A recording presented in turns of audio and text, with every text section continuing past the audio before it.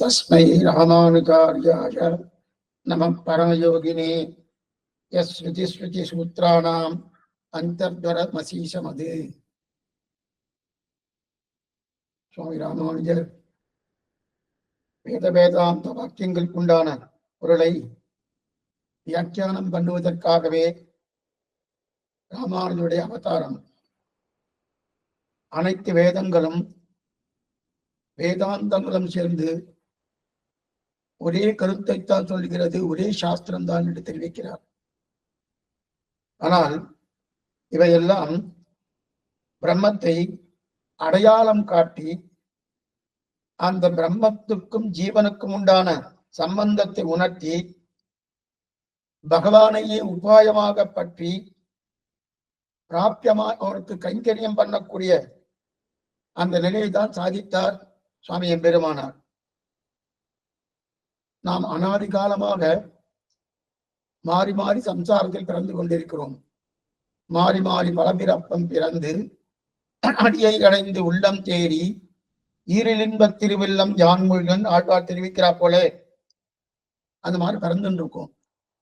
அந்த பிறப்பதற்கு காரணம் என்னவென்றால் அனாதி கால கர்மங்கள். அந்த கர்மத்தை தொலைப்பதற்காக நாம் உபாசனத்தாலோ அல்லது பகவத் அனுகிரகத்தாலோ அதை தொலைத்துக் கொண்டு மேற்கொண்டு கர்மங்கள் அழிந்தால் அதன் பிறகு இந்த சம்சாரத்தில் இருப்பதற்கு வாய்ப்பே கிடையாது. அப்படி இருக்கக்கூடிய ஒரு நிலையிலேயே ததா வித்வான் புண்ணியபாபியை விதூய நிரஞ்சன பரமும் சாமும் உபைதி என்று சொல்லக்கூடிய அந்த వ్యక్తిயானவன் ஸ்ரீவைகுண்டத்தை அடைந்து அங்கு அனுபவனித பிரீத்திகாரி கைங்கரியத்தில் ஈடுபட்டு நித்திய கைங்கரியத்தில் இருக்கிறான் என்று சொல்லக்கூடிய ஒரு தன்மைதான் சுவாமியுடைய திருவுள்ளம். ஆனால் இது இத்தனை அர்த்தங்களும் நம்முடைய கண்ணுக்கு புலப்படுமா என்றால் அது புலப்படாது. ஏனென்றால் இது நம்முடைய இந்திரியங்களாலே தெரிந்து கொள்ள முடியாது. இந்திரியங்களால தெரிந்து கொள்ள முடியாதுன்னா அதுக்கு பிரமாணம் வேணுமோ? அதுக்கு என்ன பிரமாணம்? அதீந்திரியங்களாக தெரிந்து கொள்ளக்கூடிய பிரமாணம் தான் அதுக்கு ஏதுவாகும். இந்திரியங்களால் தெரிந்து கொள்ளக்கூடிய பிரமாணம் என்பது பிரத்யக்ஷம், அனுமானம். பிரத்யக்ஷம் வைத்துக் கொண்டு நம் இந்திரியங்களால் தெரிந்து கொள்ளலாம். அனுமானத்தை வைத்துக் கொண்டு நம் இந்திரியங்களால் தெரிந்து கொள்ளலாம். ஆனால் அதீந்திரமாக இருக்குமானால் அதற்கு சப்தம் என்கிற வேதமே மூலப்பிரமாணமாக இருக்கிறது. இதைத்தான் சுவாமி தெரிவிக்கிறார். அந்த தெரிவித்த அந்த விஷயத்தை இந்த பிரமாணங்கள் எப்படி நமக்கு ஞானத்தை ஏற்படுத்துகிறது என்பதை நன்றாக தெரிவிப்பதற்காக தான் சுவாமி யதீந்திரர் உடைய பாவம் என்ன, யதீந்திரருடைய மதம் என்ன, சாஸ்திரம் சொன்னபடி யதீந்திரர் எப்படி சொல்லியிருக்கார், இந்த விஷயத்தெல்லாம் நமக்கு புலப்படுவதற்காக சுவாமி ஸ்ரீனிவாசாச்சாரியார் சுவாமி அவர்தான் யதீந்திர மத தீபிகா என்கிற ஒரு கிரந்தத்தை அனுகிரகித்தார். அப்படின்னா சுவாமி ராமானுஜருடைய மதம் என்ன, அதை நல்லா தெளிவுபடுத்தணுமோன்னு. மதம் என்னன்னா இவர் புதுசா உருவாக்கினான் என்பது கிடையாது. சாஸ்திரம் என்ன சொல்லித்தோ அது ராமானுஜருடைய மதம்.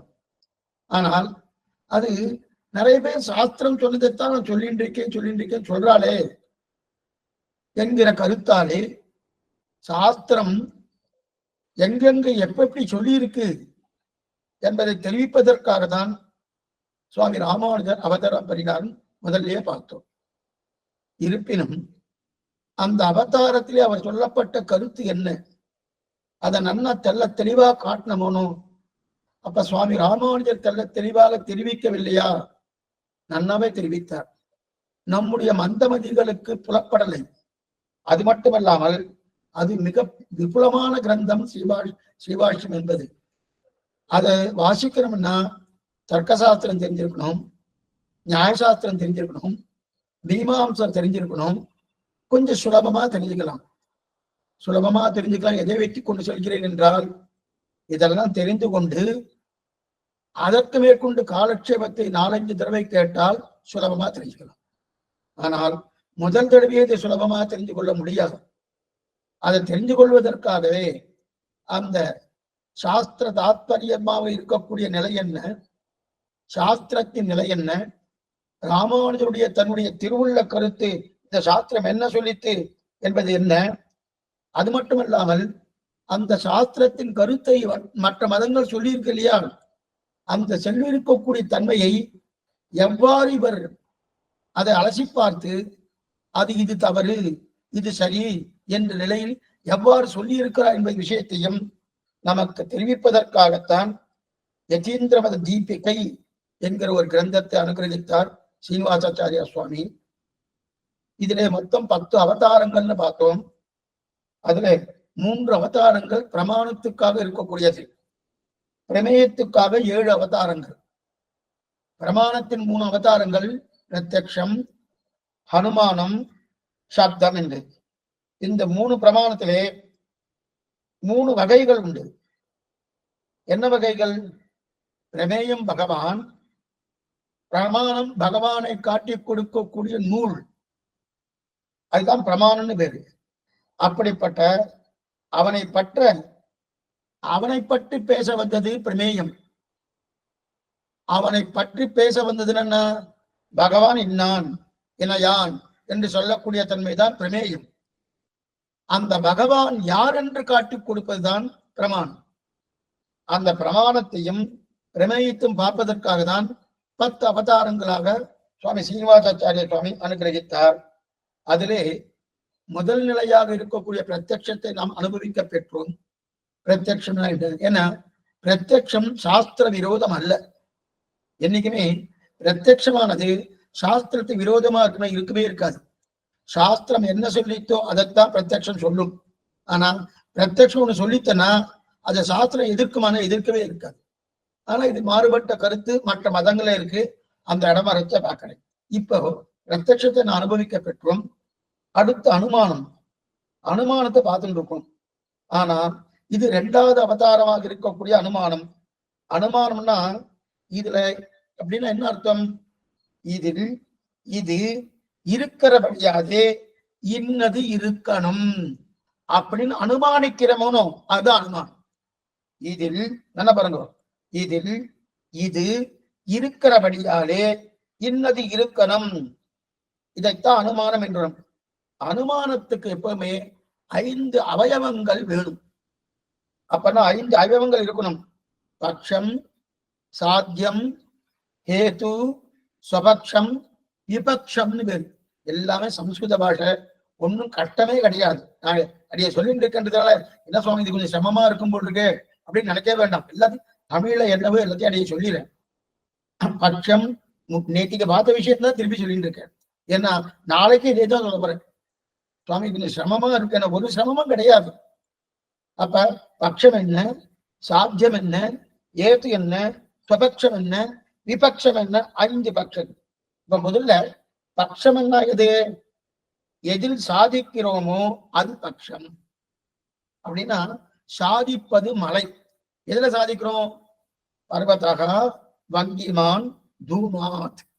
அந்த பர்வதம் என்று சொல்லக்கூடிய மலையிலே புகை இருக்கு, புகை இருக்கிறபடியாலே அங்கு நெருப்பு உள்ளது அப்படின்னு அனுமானிக்கிறோமோ. அப்ப அந்த பட்சத்தை எதில் சாதிக்கிறோம்?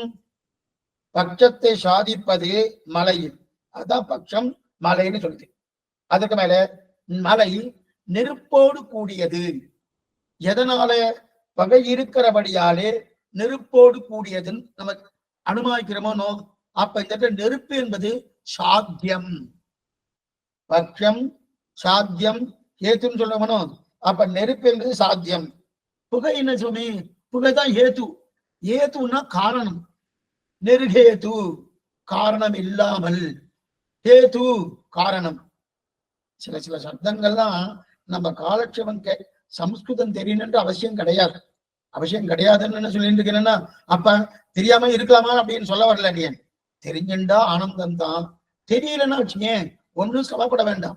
காலட்சேபத்துக்குள்ளேயே சில சப்தங்கள் ஒரு 10 வருஷம் காலட்சேபம் கேட்டேன்னா அநேகமா இந்த காலட்சேபத்தை வரக்கூடிய சம்ஸ்கிருத சப்தங்களுக்கெல்லாம் நீங்க நன்னா எல்லாத்துக்கும் அர்த்தம் சொல்லலாம்.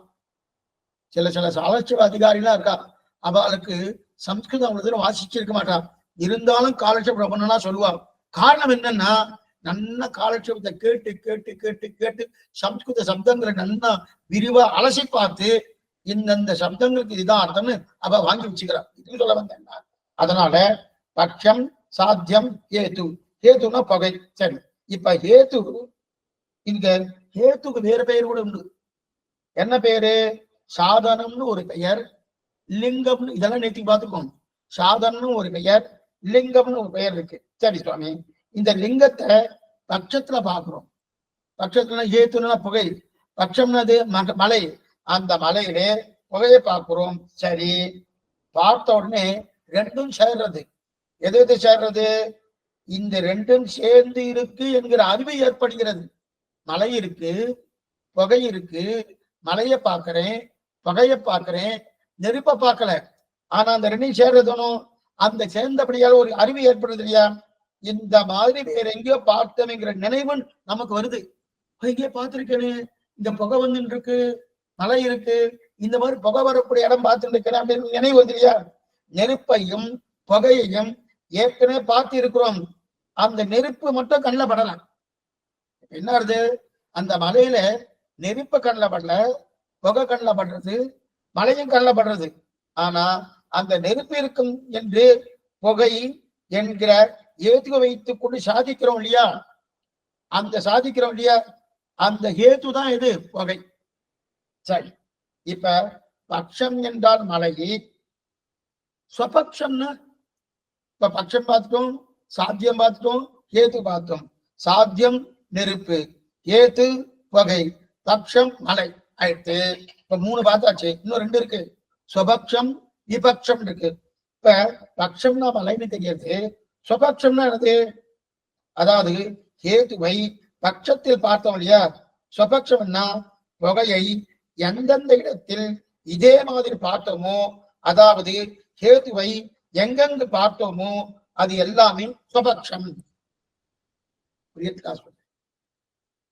இங்க புகையை பார்த்தோமோ, அதே போல மலையை பார்த்தோமோ, மலையடைய சொல்ல வரல, இதே போல புகை இன்னொருத்துல பார்த்திருக்கோமோ, எங்க தனிய பண்ணக்கூடிய இடத்துல மணப்பல்ல பார்த்திருக்கோம்.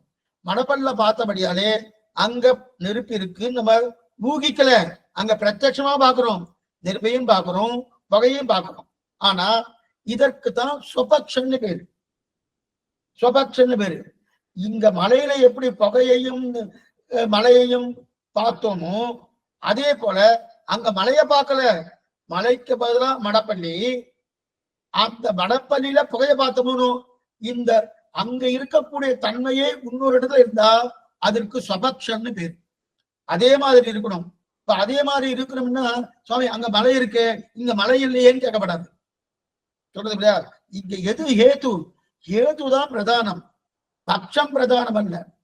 ஆனா ஸ்வபக்ஷமா அப்படின்னு சொல்லியிருக்கல சுவாமின்னா, ஸ்வபக்ஷம்னா என்ன? அந்த ஹேத்து இங்க இருக்கணும். எந்த ஹேத்து? அங்க ஹேத்து புகை, அதே ஹேத்து இங்க இருக்கா? மடப்பல்ல இருக்கணும். அதனால அதுக்கு ஸ்வபக்ஷன்னு பேர். அப்ப மலையிலே புகையை பார்த்தா போல மடப்பலிலே புகையை பார்த்தேன், இது ஸ்வபக்ஷன்னு பேர். விபக்ஷம் என்றால், விபக்ஷம்னா ஏத்துவை பார்க்கல, அது விபக்ஷம். ஏத்துனது புகை, புகையை பார்க்கல, அது விபக்ஷம் இருக்கும். ஹேத்து, இந்த 3 சப்தம் பிரதானமா வச்சுக்கோ. பக்ஷம், சாத்தியம், ஹேத்து. பக்ஷம் என்றால் மலை அல்லது மடப்பலை கூட வச்சுக்கலாம். அதே போல பக்ஷம் சாத்தியம் என்றால் எது? நெருப்பு. ஏத்து புகை. இப்ப ஸ்வபக்ஷம்னா மடப்பள்ளி தான் ஸ்வபக்ஷம் ஆயிடுச்சு. விபக்ஷம்னா ஒண்ணுமில்ல சுவாமி, புஷ்கரணி இருக்கணும், புஷ்கரணில புகை இருக்குமா? அது வேறு மாதிரி இருக்கணும். இதற்கு எதிர்த்தட்டா இருக்கக்கூடிய தன்மை எல்லாம் விபக்ஷன்னு பேரு. அதே நிலையில இருக்கக்கூடிய தன்மைக்கெல்லாம் ஸ்வபக்ஷன்னு பேரு. ஒன்னும் கஷ்டமே இல்லை. ஸ்வபக்ஷம் விபக்ஷம் இருக்கு இல்லையா? அப்ப விபக்ஷம் அப்படின்னா தலிகை பண்ணுகிற இடத்துக்கு ஸ்வபக்ஷம்னு பேரு. அந்த ஹேத்துவான புகையே பார்க்கலன்னா அந்த இடத்துக்கு விபக்ஷன்னு பேரு. அது எங்க சுவாமி? புஷ்கரணி குளத்துல போயிருக்குமா? நெருப்பு இருக்குமா? இருக்காதுன்னு புஷ்கரணி வச்சுக்கலாம். சரி சுவாமி, அப்படின்னா அர்த்தம் கண்டிப்பா உடைய புகையை சேர்த்து பார்த்து இருப்போம். பட்சத்திற்கு அதே ஜாதியில் இருந்தா அதற்கு சுபக்ஷன்னு பேர். பட்சம் அதே ஜாதியில் இருந்தா, அதே ஜாதி என்னன்னா அங்க புகை இருக்குமா போல இங்க புகை இருக்கணும், அதே ஜாதியில் இருந்தா அதற்கு சுபக்ஷன்னு பேரு. உடனே ஒருத்தர் கேட்டாரு, சுவாமி அதே ஜாதின்னு சொன்னேன், அங்க மலை இருந்தது, மலையில மரம் இருந்தது, செடி இருந்தது, அதையெல்லாம் பார்த்தேன், அந்த ஒரு மூலையில ஒரு சிங்கம் கூட இருந்தது, அதையும் பார்த்தேன், இதெல்லாம் தலிக பண்ணக்கூடிய மனப்பள்ளி இல்லையேன்னு கேட்கப்படாது. ஏன்னா நாம் எடுத்துக்கொண்ட புகையான ஏதுவை பற்றி தான் இங்க பேச்சு. இங்க பேச்சை அதுதான் முதலே சொன்னேன். பேச்சை என்னன்னா ஹனுமானத்துக்கு எது ஏது? புகை. அந்த புகையை பத்தி தான் மலையில புகை இருக்கு, அதே போல புகை மடப்பள்ளியில இருக்கு அப்படின்னு சொன்னமே தவிர அப்ப மலையில இருக்கக்கூடிய வஸ்துக்கள்லாம் இங்க மடப்பள்ளியில இருக்கணும்ன்ற அவசியம் கிடையாது. பேச்சு புகையை பத்தி, அந்த புகை இங்க இருக்குன்னு தெரிவிக்கணும், அதான் தெரிவிக்கிறார். ஆக அடுத்து இதுக்கு சுபக்ஷன்னு பேரு. விபக்ஷம்னா குளத்துல நெருப்பு இல்லை இல்லையா, அதுக்கு விபக்ஷன்னு பேரு. ஆனா அந்த விபக்ஷம் இருக்கு இல்லையா, இந்த விபக்ஷம் என்பது அங்க கூட நெருப்பு வருமா சுவாமி? வரவே வராது. குளத்துக்குள்ள நெருப்பு இருக்குமா? இருக்காது. புகை வருமா? வரவே வராது. யாராவது போட்டா சுவாமி, போட்டானா அது விஷயம் வேறு. இப்ப மலையில நெருப்பு வந்து இயற்கையா வர்றது, யாரோ ஒருத்தர் செயற்கா பண்றது. மடப்பல்ல செயற்கையா பண்ணாலும் அங்க ஏற்கனவே பிரத்யட்சமா சேவிக்கிறார், அதனால தெரியாது. சரி, இப்ப இந்த அஞ்சத்தான் வியாப்தின்னு சொல்லு இருக்கு. வியாப்தி இந்த அஞ்சு எந்த அஞ்சு? பக்ஷம், சாத்தியம், கேது, சுபக்ஷம், விபக்ஷம். இந்த அஞ்சத்தான் எந்த வியாப்தி சொல்லும் என்று இருக்கும்போது, வியாப்தி என்னாலே வியாப்திக்கும் வியாபகத்துக்கும் இருக்கக்கூடிய விட்டு பிரியாமல் இருக்கக்கூடிய தன்மை. இப்ப பகை இருந்தாலே நெருப்பு இருக்கும், விட்டு பிரியுமா? விட்டு பிரியவே இல்லையா? அந்த தன்மைதான் வியாப்த வியாபகம்னு சொல்லுவார். சரி, அந்த வியாபத்துல வியாப்தி சுபக்கத்துல இருக்கணும், பட்சத்துல இருக்கணும். வியாப்தியிலே தப்பா போயிடுத்துனா அனுமானம் தப்பா ஆகும். வியாப்தியே தப்ப எப்படின்னா, இப்ப சுபக்ஷம் பட்சம் பார்த்தோமோ, இந்த இடத்துல வியாப்தி ஏதோ தப்பா பண்ண. நேற்றுக்கு ஈர விறகுன்னு பார்த்தோமோ, கீரைன்னு ஒண்ணு பார்த்தோமோ, ஈர விறகை வச்சுப்போம். ஈர விறகுன்னு பார்த்தோம்னா வியாப்தி தப்பு. வியாப்தி தப்பா எடுத்தனாலே அனுமானம் தப்பா போயிடும். இதை போலத்தான் நம்ம நித்தியப்படி வாழ்க்கையிலே இதை பாக்குறோம். தப்பா சில அனுமானம் நம்ம பண்ணிட்டு இருக்கோம். நித்தியப்படி வாழ்க்கையிலேயே சில அனுமானம் பண்றோம். அனுமானம் பண்றச்சே அது தப்பா பண்றோம். புரியறதுக்காக சொல்றேன், ஒரு எக்ஸாம்பிள். யாரோ ஒருத்தர் அங்க உட்கார்ந்துட்டு இருந்தாடியே, சன்னதி வாசல்ல உட்கார்ந்துட்டு இருந்தேன்.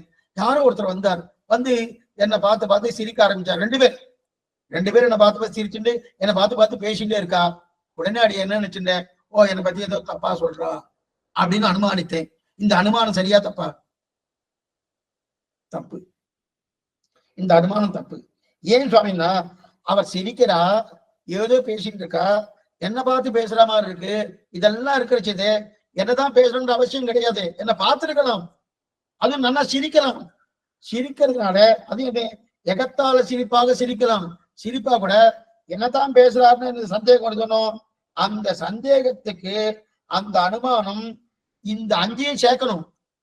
பட்சம் என்ன, சாத்தியம் என்ன, ஏது என்ன, சுபக்ஷம் என்ன, விபக்ஷம் என்ன, இது அங்கேயும் சேர்த்து ஒழுங்கா வருமானம் வரவே வராது. அப்ப ஒழுங்கா வரலைன்னா அனுமானம் தப்புன்னு அர்த்தம். எதுக்கு சொல்ல வந்தேன்னா, அவர் எத்தவே என்னை பத்தி பேசிட்டு இருக்காருன்னு அவன் நினைச்சிட்டது, அது அந்த அனுமானம் சரியா இருக்குமானா சரியா வராது. அப்ப இந்த மாதிரி அனுமானம் கூட நம்ம நல்லா பார்த்துக்கோ. இந்த மாதிரி தப்பான அனுமானம் நம்ம பண்ணிட்டே இருக்கோம். நாம கிட்டத்தட்ட ஒரு நாளைக்கு 100 அனுமானம் பண்ணலாம். ஏன், நம் வாழ்க்கையில எத்தனை அனுமானம் பண்ணலாம், அதுல ஒரு அனுமானம் தான் சரியா இருக்குமே தவிர 99 அனுமானம் நம்ம விஷயம் பிரகாரம் தப்பாதான் இருக்கும். ஏன்னா 5 விஷயங்கள் அதுல சேரணும். பட்சம் சேரணும், சாத்தியம் சேரணும், ஏத்து சேரணும், சுபக்ஷம் சேரணும், விபக்ஷம் சேரணும். இது எத்தனை சேரணுமோ இதெல்லாம் சேரது கிடையாது. இதுக்கு சரி சுவாமி, அந்த மாதிரி சரியான அனுமானம் பண்ண மாதிரி பண்ண முடியுமானா அன்றாட வாழ்க்கையில பண்றதுன்றது கொஞ்சம் சிரமம்தான். அது நிச்சயமா பண்ண முடியும்னு சொல்லல, சிரமம்தான். ஆனா கட்டமான வேலையா இருந்தாலும் ஒண்ணுமில்லை. ஒரு குடும்பத்துல ஒரு குழப்பம், கணவன் மனைவிக்குள்ள ஏதோ ஒரு சண்டை, சம்பந்தி சண்டை, பரீட்சை போய் எழுதின நேரத்துல ஏதோ பிள்ளையாண்டான பண்ணா நல்லா தான் எழுதியிருக்கேன், கிட்டத்தட்ட 95 மார்க் வரும்னு சொன்னோன்னு அங்க 40 தான் வந்தது. இந்த அனுமானம்லாம் சரியா தப்பான்னா அநேகமா இந்த பட்சம் சாத்தியம் ஏது சபட்சம் விபட்சம் இந்த 5 நிலை இருக்கணும். இந்த 5 நிலை கொண்டு வந்து வச்சு பார்த்தா தப்பாதான் வரும். அப்ப அனுமானம் தப்புன்னு வருதானோ? எதுக்கு சொல்றதுன்னா அனுமானத்துக்கு ஏன் தோஷம் என்பது ஏன் தெரியுமா, அந்த அனுமானத்துக்கு தோஷம் வர்றது சரியான அனுமானம் நம்ம பண்ணணும். பட்சத்தமும் சாத்தியமும் ஏத்துவும் சரியான நிலையில இருக்கணும். அந்த மாதிரி இல்லைன்னா பிரயோஜனம் இல்லை. அது போல சுபக்ஷமும் சரியா இருக்கணும், விபக்ஷமும் சரியா இருக்கணும். இப்ப இந்த தோஷம் இருக்கணும். இந்த தோஷம் புஸ்தகத்தை வைத்து கொண்டு 10 தோஷம் சொல்றான். ஒரு தோஷம் அது எத்தனையோ பார்க்க போறதில்லை, 10 தோஷம் சொல்றான். அனுமானம் ஏன் தப்பா போறதுன்னா அந்த தோஷத்துல இருந்து ஒரு தோஷம் கண்டிப்பா நாம் பண்ண அனுமானத்தில் இருந்து இருக்கும். என்ன பாருங்க, 5 சொன்னதும் நான் அனுமானம் பண்ணினதுல ஏதாவது ஒரு தப்பா போயிருக்கும், அதான் தோஷம் ஏற்படுது. இதை தெரிஞ்சுட்டு இப்படி இருந்தால் இப்படி வராது என்று முடிவு பண்ண ஆரம்பிக்கிறாங்கன்னா சாதாரணமா பொதுமக்களுக்கு இருக்கக்கூடிய ஞானம் வேறு, நல்ல சாஸ்திர வாசனை இருக்கக்கூடிய ஞானம் வேறு.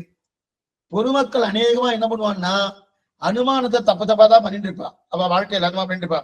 ஆனா சாஸ்திர ஞானம் இருக்கிறவ கொஞ்சம் அவளும் பூர்ணமா சரியா பண்ணுவான்னு அடியும் சொல்ல வரல, அங்கேயும் தப்பிக்கலாம். ஆனா சதவீதத்துல அங்க அதிகமா இருக்கும், இங்க குறைவா இருக்கும். சரி சரி சுவாமி, இப்ப இந்த இடத்துல இத வாசித்தவர்கள் சரி சுவாமி, அப்ப சாஸ்திரம் வாசிச்சுட்டு தர்க்க சாஸ்திரம் மீமாம்ச சாஸ்திரம் நியாயசாஸ்திரம் என்ன வாசிச்சிருக்கா, அவளால அனுமானம் பண்ண அவ வாழ்க்கை நன்னா இருக்குன்னு சொல்றேல. அடுத்த கேள்வி இது வரும், நன்னா இருக்குன்னு நினைக்கிறேல அப்படின்னா அப்படின்னு சொல்லல. அவளுக்குள்ளேயும் சிரமங்கள் இருக்கு, இல்லைன்னு சொல்லல. இருந்தாலும் இந்த சிரமங்கள் இங்க இருக்கிறா போல அங்க இருப்பதற்கு வாய்ப்பு குறைவு, அதைத்தான் இங்க தெரிவிக்கிறேன். சரி, இப்ப இப்ப எத்தனையோ விசேஷங்கள் இருக்கட்டும். சரி சுவாமி, அப்படி இருக்க செய்து அனுமானத்தை நாம் பிரத்யட்சமா தாராளமாக பிரத்யட்சமாக உபயோகப்படுத்த பார்க்கலாம். இந்த இடத்துல வியாபியம் வியாபகம் ரெண்டையும் நேற்று பார்த்துருக்கோம். வியாபியம் வியாபகம். வியாபகம்னா அதிகமான இருக்கக்கூடிய இடத்துக்கு வியாபகம்னு பேரு. வியாபியம்னா குறைவாக இது இருக்கோ அது வியாபகம்னு வியாபியம்னு பேரு. இதில் குறைவு, குறைவுன்னா என்னது, காலத்தால் குறைவு, இது வியாபியம். வியாபமும் வியாபமும் விட்டு பிரியாமல் இருக்கும். சரி, இதைத்தான் வியாப்தின்னு சொல்லுது. இந்த அனுமானத்தை அன்வய வியாப்தி என்றும் வெதிரேக வியாப்தி என்றும் சொல்லலாம். இந்த வியாப்தி இருக்கே, அன்வய வியாப்தி வெதிரேக வியாப்தி. அன்வய வியாப்தின அன்வயம் அப்படின்னா இது இருந்தால் இது இருக்கும், இது இது அனுமானம். இந்த வியாப்தின அனுமானத்துக்குண்டான வியாப்தி பெற்றுதான் வியாப்தி. அந்த வியாப்தி அன்வய வியாப்தி வெதிரேக வியாப்தின்னு 2 விதம் உண்டு. அன்வய வியாப்தினா என்னது, இது இருந்தால் இது இருக்கும், இது அன்வய வியாப்தி. வெதிரேக வியாப்தின்னா இது இல்லை என்றால் இது இருக்காது, இது இல்லை என்றால் இது இருக்காது அப்படின்னு. இனிமே நம்ம பார்க்க வேண்டியது வியாப்தி வியாபகம், இதற்கு என்னென்ன அவயவங்கள் இருக்கும், இந்தந்த அவயவங்கள் என்றால் இது நல்ல அனுமானம். இந்த அதுக்கும் அவயவங்கள் உண்டு, அதுக்கும் அவயவங்கள் உண்டு. அந்த அவயவங்கள் இந்தந்த அவயவங்கள் இருந்தா அது நல்ல அனுமானம். இந்த அவயவத்தில் என்னென்ன குற்றங்கள் இருந்தால் அது தோஷமுள்ள அனுமானம். அவயவங்கள் நல்ல அவயவங்களா இருந்தா நல்ல அனுமானம். அந்த அவயவங்களுக்குள்ள இந்தந்த குற்றங்கள் இருந்தா அது தோஷமுள்ள அனுமானம். சரி, கொஞ்சம் சிரமமா இருக்கமாவும் இருக்கும், ஆனா அந்த மாதிரி கிடையாது. கொஞ்சம் நிதானமா பார்த்தா அதன் பிறகு சிரமமே தெரியாது. என்ன பண்ணுவோம், ஒரு அனுமானம் நன்னா இருக்கணும்னாலே அதற்கு முக்கியமான 2 தேவை. ஒரு அனுமானம் நன்னா இருக்கணும்னாலே முக்கியமான 2 தேவை. எது வியாபகமாக இருக்குமோ அது வியாபகத்திற்கு இது வியாப்தமாக இருக்கணும். கன்ஃபியூஸ் பண்ற மாதிரி இருக்கா, ஒண்ணும் கரெக்ட். எது வியாபகமாக இருக்கோ அது வியாபகத்திற்கு வியாப்தமாக இருக்கணும். அப்படின்னா என்னது அர்த்தம், புரியத்துக்காக சொல்றேன். மற்றொன்று ஏத்து பட்சத்தில் இருக்கணும். பட்சம்ன்றது மலை, ஏத்து எது புகை, அது பட்சம். அதாவது புகை இருக்கணும், புகை இருக்கும் இடத்தில் நெருப்பு இருக்கு என்று தோன்றணும். புகை இருக்கும் இடத்தில் நெருப்பு இருக்குன்னு தோணும். இதுதான் வியாபகத்திற்கு வியாபியமாக இருக்கு என்பது. வியாபகத்திற்கு வியாபியமாக இருப்பேன்னா புகை இருக்கும் இடத்தில் நெருப்பு இருக்கு என்று தோன்றணும் இல்லையா? அதுதான். அப்ப புகை இருக்கும் இடத்தில் எல்லாம் நெருப்பு இருக்கு நான் பல இடத்துல பார்த்திருக்கேன். அது மட்டும் இருந்தா அனுமானம் பண்ண முடியாது. புகை இருக்கும் இடத்தில் நெருப்பு இருக்கும் நான் பல இடத்துல பார்த்திருக்கேன் அப்படின்னு நினைச்சுட்டு அது மட்டும் இருந்தா அனுமானம் பண்ண முடியாது. இந்த மலையில் புகை இருக்கணும். அப்ப பட்சத்தில் ஹேத்து இருப்பது ரொம்ப முக்கியம். அந்த மலையில புகை இருப்பது ரொம்ப முக்கியம். இப்ப மலையில் புகை இருக்கு, இருப்பினும் நெருப்பு வியாபியம் தானே. நெருப்பு வியாபியம் என்கிற ஞானம் எனக்கு இல்லை என்றா, அதாவது எங்கெங்கெல்லாம் புகை இருக்கோ அங்கங்கெல்லாம் நெருப்பு இருக்கு என்பது என்ன பாத்துக்கோ. எங்கெங்கெல்லாம் பகை இருக்கோ அங்கங்கெல்லாம் நெருப்பு இருக்கு என்பது. இதில் பகை என்பது வியாபியமாக இருக்கும். சரி, வியாபகமான நெருப்புக்கு பகை வியாக்கியமாக இருக்கு என்பது ஞானம். அப்ப அங்க இருக்கக்கூடிய புகை, அந்த புகை இருந்தாலே நெருப்பு இருக்கணும், ஞானம் ஏற்படுத்தணும். இந்த ஞானம் எனக்கு இருக்கணும். மேலும் நேரே பிரத்யட்சமான வகையில் புகை இருக்கணும் என்பதும் தெரியணும். அங்க புகை இருக்க தெரியலன்னா பிரயோஜனம் இல்லை. புகை இருக்கிறதும் தெரியணும். இந்த ரெண்டும் இருந்தா தான் அனுமானம் பூர்த்தியாகும். அப்பனா இங்க இருந்து என்ன தெரியுது? ஒண்ணு மழை தெரியணும், பிரத்யட்சமா தெரியணும், அந்த புகையும் எனக்கு தெரியணும். இந்த ரெண்டும் தெரியும். அது மட்டும் இல்ல, புகை இருக்கிறபடியால நெருப்பு இருக்கணுங்கிற ஞானம் எனக்கு ஏற்படணும். இதெல்லாம் இருந்தா தான் அனுமானம் பூர்த்தியாகும். வியாபியம் என்றாலும் புகை, சாதனம் என்றாலும் புகை. அப்பனா சாதனம், அதாவது லிங்கம் என்னாலும் புகைதான், சாதனம் என்றாலும் புகைதான். இந்த மலையில் நெருப்பு இருக்கிறதுங்கிற ஞானம் வருகிறது இல்லையா நமக்கு? இதுதான் அனுமிதி. நேற்றுக்கு இது பார்த்துருக்கோம். அனுமிதி. இந்த மலையில் என்ன இருக்கு? நெருப்பு இருக்குன்னு ஞானம் வருதோனும். எதனால அந்த ஞானம் வருது? புகை இருக்கிறபடியால அந்த ஞானம் வருதோனும். அதுதான் அனுமதி. அனுமதி. இந்த அனுமதிக்கு எது காரணமா இருக்கோ அதுதான் அனுமானம். இந்த அனுமதிக்கு எது காரணமாக இருக்கோ அது அனுமானம். சரி, வியாப்தி என்றாலே என்ன பாருங்க, வியாப்தி என்ற சாத்தியத்துக்கு வியாபகமாக இருக்கணும். சாத்தியம் எது? நெருப்பு. சாத்தியம் முதலே பார்த்துக்கணும். பட்சம், சாத்தியம், ஏத்து. பட்சம்னா மலை, சாத்தியம்னா நெருப்பு, ஏத்துன்னா புகை. திருப்பி அதே சொல்லிட்டு இருக்கேன். இது அப்ப சாத்தியம் நெருப்பு, இதுதான் வியாபகம். இதற்கு வியாபகமாக புகை இருக்கணும். எங்கெங்கெல்லாம் புகை இருக்கோ அங்கங்கெல்லாம் நெருப்பு இருக்கும் என்பதுதான் வியாப்தி. எங்கெங்கெல்லாம் புகை இருக்கோ அங்கங்கெல்லாம் நெருப்பு, அதுதான் வியாப்தி.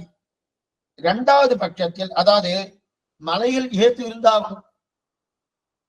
மலையில ஏத்து இது புகை, அந்த ஏத்து இருந்தாகணும். அதாவது பட்சத்தில் தர்மம் இருப்பதுதான் முதல்ல தெரியும்.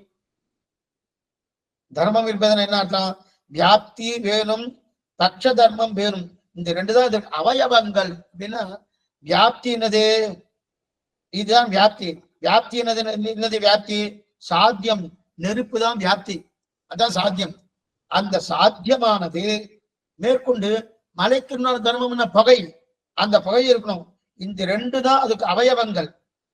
இந்த ரெண்டு தான் அதுக்கு அவயவங்கள். ஆக இந்த 5 ரூபங்கள் இருந்தாதான் அனுமானத்தையே ஸ்தாபிக்க முடியும். எந்தெந்த 5 ரூபங்கள்? பட்சம், சாத்தியம், கேது, சபக்ஷம், விபக்ஷம். இந்த 5 ரூபங்கள் இருந்தா அனுமானத்தை ஸ்தாபிக்கலாம். அப்ப முதல்ல தேவை ஏத்து. ஏத்து பட்சத்திலாவது இருக்கணும். பட்சத்துல இருந்தே ஆகணும். இருக்கணும்ல, இருந்தே ஆகணும். புகை இருக்கணும், அதுவும் மலையில புகை இருக்கணும். புகை மலையில் இல்லை என்றால் அனுமானத்தை ஆரம்பிக்கவே வேண்டாம். ஆரம்பிக்க முடியுமா? முடியாது. புகையே வரல, மழை மட்டும்தான் தெரியுது, செடி மரம்லாம் தெரியுது, புகை இல்லை. அப்ப அனுமானம் பண்ண முடியுமா? நெருப்பு இருக்குன்னு பண்ண முடியாது. இரண்டாவது, சுபட்சத்தில் இருக்கணும். அங்க நான் புகையை பார்த்துட்டேன், ஆனா இதுக்கு முன்னாடி புகையே பார்க்கலன்னு வச்சுக்கோ. எங்க மணப்பல்ல புகையை பார்க்கலன்னா அங்க புகை இருந்தாலும் அங்க நெருப்பு இருக்கும் என்கிற அனுமானம் என்னால பண்ண முடியாது. அப்ப சுபட்சத்திலும் இருக்கணும். சுபட்சம் அது மடப்பறையிலும் அது இருந்தாகணும். மூணாவது விபட்சத்தில் இருக்கப்படாது. பாருங்க, சுபட்சத்துல இருக்கணும் அப்படின்னா மடப்பள்ளியில இருக்கணும். மடப்பள்ளியில இருந்தா தான் அங்க பகைய பார்த்திருக்கேன், அங்க நெருப்பு இருந்திருக்கு பிரத்யட்சமா. அதே போல அங்க பகை வர்றபடியாலே நெருப்பு இருக்கணும்னு அனுமானம் பண்ண முடியும். இப்ப சுபட்சத்துல இருக்கணும், அதே நேரத்தில் விபட்சத்தில் இருக்கப்படாது. குளத்தங்கரையில போய் நான் போய் புகையை பார்த்தேன்னா அங்க நெருப்பு இருக்குன்னு சொல்ல முடியுமா? புகையே கிடையாது. அப்ப விபட்சத்துல இருக்கப்படாது. அதாவது இது மூணாவது. முதல்து புகை மலையில இல்லைன்னா எதுவும் பிரயோஜனமே இல்லை, மலையில் இருந்தாகணும். இரண்டாவது சுபட்சத்தில் இருக்கணும், மடப்பல்ல இருந்தாகணும். மூணாவது விபட்சத்தில், விபட்சம்னா குளத்தங்கரையிலே புகை இருக்கப்படாது. நாலாவது பாதிக்கப்படாத சாத்தியமாக இருக்கணும். பாதிக்கப்படாத சாத்தியமாக இருக்கணும் அப்படின்னா சாத்தியம்னா இது நெருப்பு, அது பாதிக்கப்படப்படாது அப்படின்னா ஏன்னா குளத்தில் நெருப்பு இருக்கு என்று சாதிக்க பார்த்தால் அது பாதிக்கப்படும். குளத்தில் நெருப்பு இருக்குமா? இருக்காதனோ. அப்ப பாதிக்கிறதனோ. எதனால் பாதிக்கணும்னா பிரத்யட்சத்தால். நல்லா பாத்துக்கோ, குளத்துல பிரத்யட்சமா பார்த்தா நமக்கு நெருப்பு தெரியறதா? தெரியலையனோ. அப்ப பாதிக்கிறதனோ. ஏன்னா பிரத்யட்சம் குளத்தில் நெருப்பு இல்லை என்றுதான் சொல்லணும். அதாவது விளக்கு எரியும் போது பாருங்கோ, அனுமானத்தாலே பிரத்யட்சத்தை பாதிக்கலாம், பிரத்யட்சத்தாலே அனுமானத்தை பாதிக்கலாம். இது முன்னாடியே நம்ம பார்த்துக்கோம், மறுபடியும் சொல்றேன். இப்ப அனுமானத்தாலே பிரத்யட்சத்தை பாதிக்கலாமா? பாதிக்கலாம். புரியத்துக்காக சொல்றேன். இப்ப விளக்கு எரிஞ்சின்னு இருக்கு, விளக்கு பெருமாள் திருவாராதனுக்கு விளக்கு ஏற்றி வச்சிருக்கா, எரிஞ்சு நல்லா நெய்ய விட்டுருக்கா, விளக்கு எரிஞ்சுட்டு இருக்கு. அரை மணி நேரம் கழிச்சு பார்த்தோம், அதே விளக்கு தான் எரிஞ்சுட்டு இருக்கு, அதே திரிதான் எரிஞ்சுட்டு இருக்குன்னு சொல்ல முடியுமானா சொல்ல முடியாது. ஆனா பார்த்தா அப்படிதான் தெரியும். ஒரே திரி ஒரே நெய் தான் தெரியும், கிடையாது. ஒரே திரி கிடையாது, அடுத்தடுத்து அடுத்தடுத்து திரி போயிட்டே இருக்கு. ஏன்னா திரி குறையிறது, திரி குறைய குறைய குறைய அடுத்த திரிக்கு போறது, அடுத்த திரிக்கு போறது, அடுத்த திரிக்கு போறது. ஆனா அது நம் கண்ணால பார்த்து பிரத்யட்சமா பார்த்து அடுத்த திரிக்கு போறது நம் கண்ணுக்கு தெரியறதுன்னா தெரியல. பிரத்யட்சமா பார்த்தா அடுத்த திரிக்கு போறது தெரியல, ஆனா அடுத்த திரிக்கு போய்தான் ஆகுறது என்பது அனுமானத்தால தான் நம்ம தெரிவிக்கிறோம். அப்ப பிரத்யட்சத்தை பாதிக்கிறது அனுமானத்தை வைத்துக் கொண்டு. அதே நேரத்துல நெய்யும் குறையிறது. நெய் 100 கிராம் நெய் விட்டேன்னு வச்சுங்க, இப்ப பார்த்தா 100 கிராம் இல்ல 50 கிராம் தான் இருக்கு. என்ன சுவாமின்னா நெய்யும் குறைஞ்சு விட்டேன். இப்ப நெய்யும் குறைஞ்சு போயிடுத்து, திரியும் குறைஞ்சிருக்கு. அப்ப அனுமானிக்கிறேன், அப்பன்னா அதே நெய் அல்ல, வெவ்வேறு நெய். அதே திரி அல்ல, வெவ்வேறு திரி அப்படின்னு நினைக்கிறோமோ. இந்த நிலை இருக்குதுனோ. அப்ப திரியும் தான் எரிய ஆரம்பிக்குத, நெய்யும் குடிச்சிருக்கு இல்லையா? ஆகவே ஒரே நெருப்பு இல்ல. ஏன்னா சாமக்கிரி வெவ்வேறாக இருக்கிறபடியால், சாமக்கிரி வெவ்வேறாக இருக்கு, மாறி மாறி மாறி இருக்கிறபடியாலே இந்த நெருப்பு அந்த சாமக்கிரியை பிடித்துக் கொண்டு எரிகிறதோ அது மாறிக்கொண்டே போகிறது. அதனால்தான் ஒரே நெருப்பு கிடையாது. ஆனால் ஆச்சரியம் என்ன தெரியுமா? பிரத்யட்சமா பார்த்தா ஒரே நெருப்பு போல இருக்கும். அப்ப நம்ம கண்ணுக்கு ஏன் சுவாமி தெரியல? நம்ம கண்ணுக்கு தெரியணுமோ? அவ்வளவு தூரம் கிரகிக்கக்கூடிய சக்தி நம் கண்ணுக்கு இல்லை, நம் கண்ணுக்கு இல்லை. அப்ப அனுமானத்தை வைத்துக் கொண்டு பிரத்யட்சத்தை பாதிக்கப்பட்டது. பிரத்யட்சமா நமக்கு ஒரே நெருப்பு தெரியறது, பிரத்யட்சமா அதே நெய்யும் தெரியறது. ஆனா அனுமானத்தால் என்ன பண்றோம்? பிரத்யட்சம் இல்லையே, எப்படி தெரியறது? நெருப்பும் திரியும் குறைஞ்சுருத்தோம், அதே போல நெய்யும் குறைஞ்சுருத்தோம். இது இன்னொரு எக்ஸாம்பிள் சொல்றேன். ஒண்ணு வேணா, ஃபேன் போட்டிருக்கோம், 5ல போட்டிருந்தா நல்லா சுத்திட்டே இருக்கு, சுத்திட்டே இருக்க. பாக்கச்சே சுவாமி எத்தனை பிளேடு இருக்காது, எத்தனை பிளேடு இருக்குன்னு ஒரு பிளேடு தான் சுவாமி இருக்கு அப்படின்னா நம்ம கண்ணுக்கு தெரியும், அப்படிதான் தெரியும்.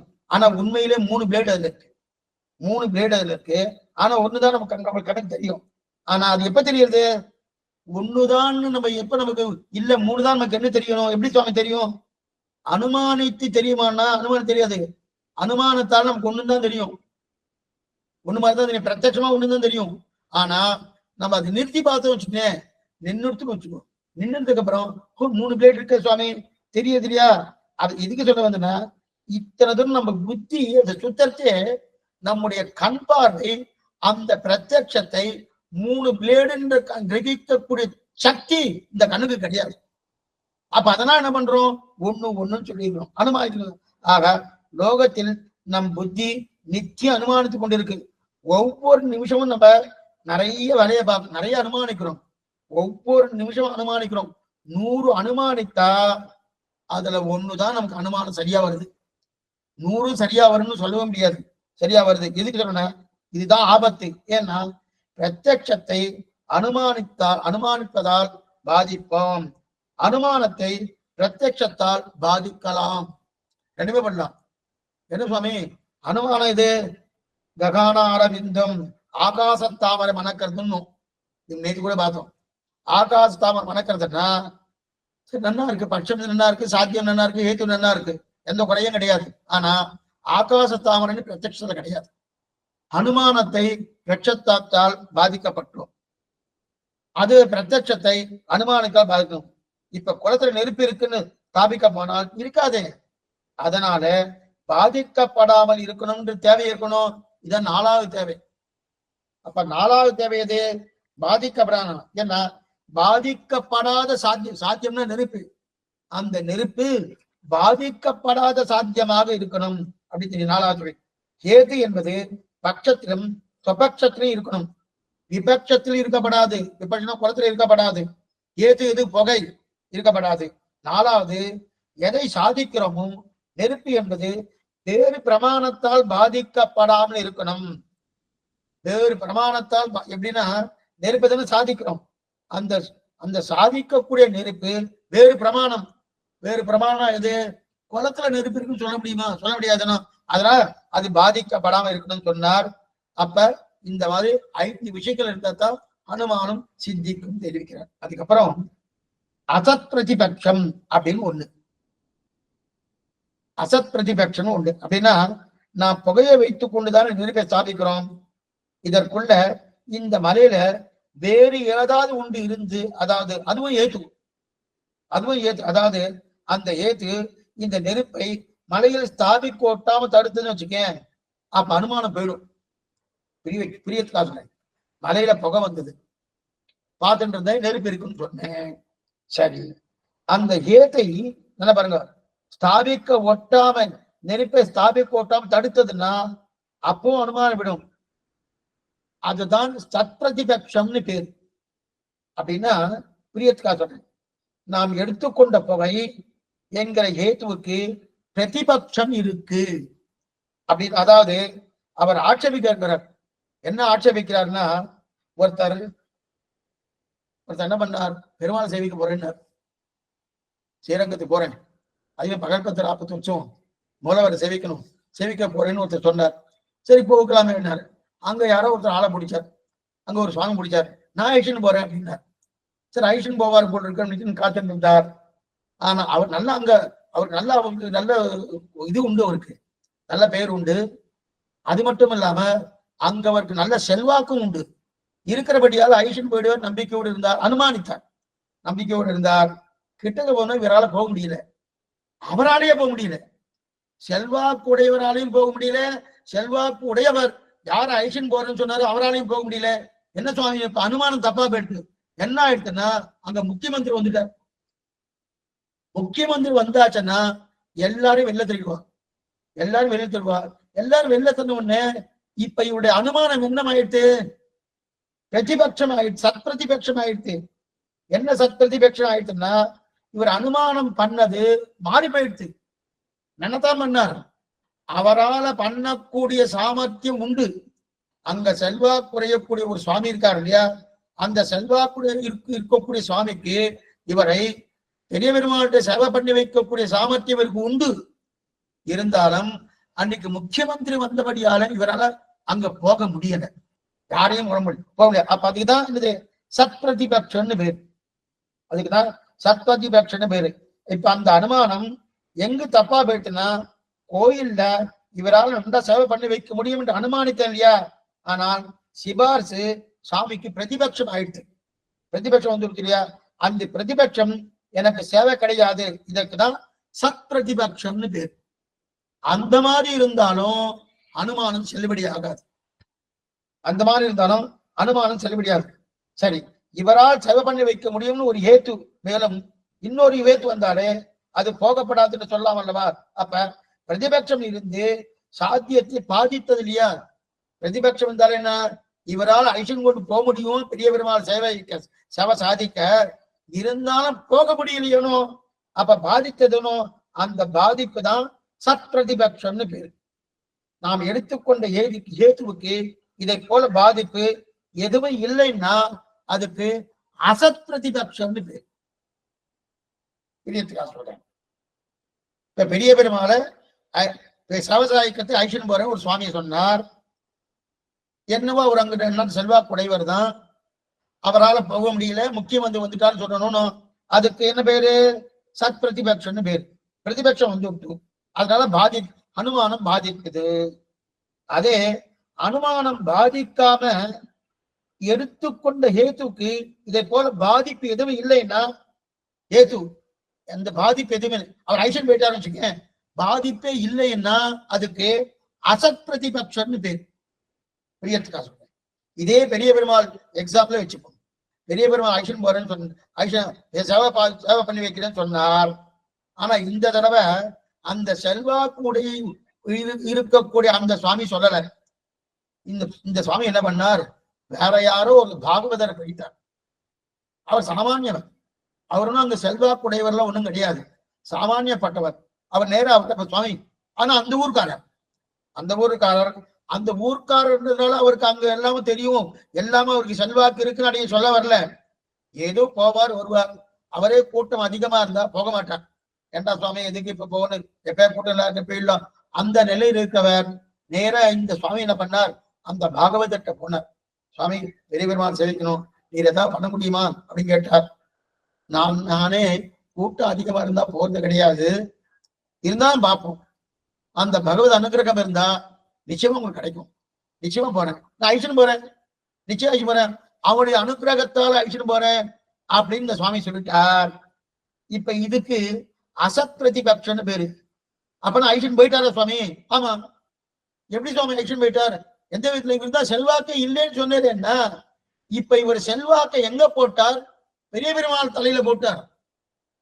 இதற்கு முன்னாடி செல்வாக்கை அந்த சுவாமி தன்னிடத்துல வச்சுட்டு இருந்தார். நான் உன்னை அழைத்துக் கொண்டு போகிறேன், எனக்கு செல்வாக்கு இங்கு உண்டு அப்படின்னு சொல்லி ஐஷன் போறேன்னு சொன்னார். முக்கியமந்திரி வந்தபடியால போக முடியல. இப்ப இவற்றை எந்த செல்வாக்கும் கிடையாது.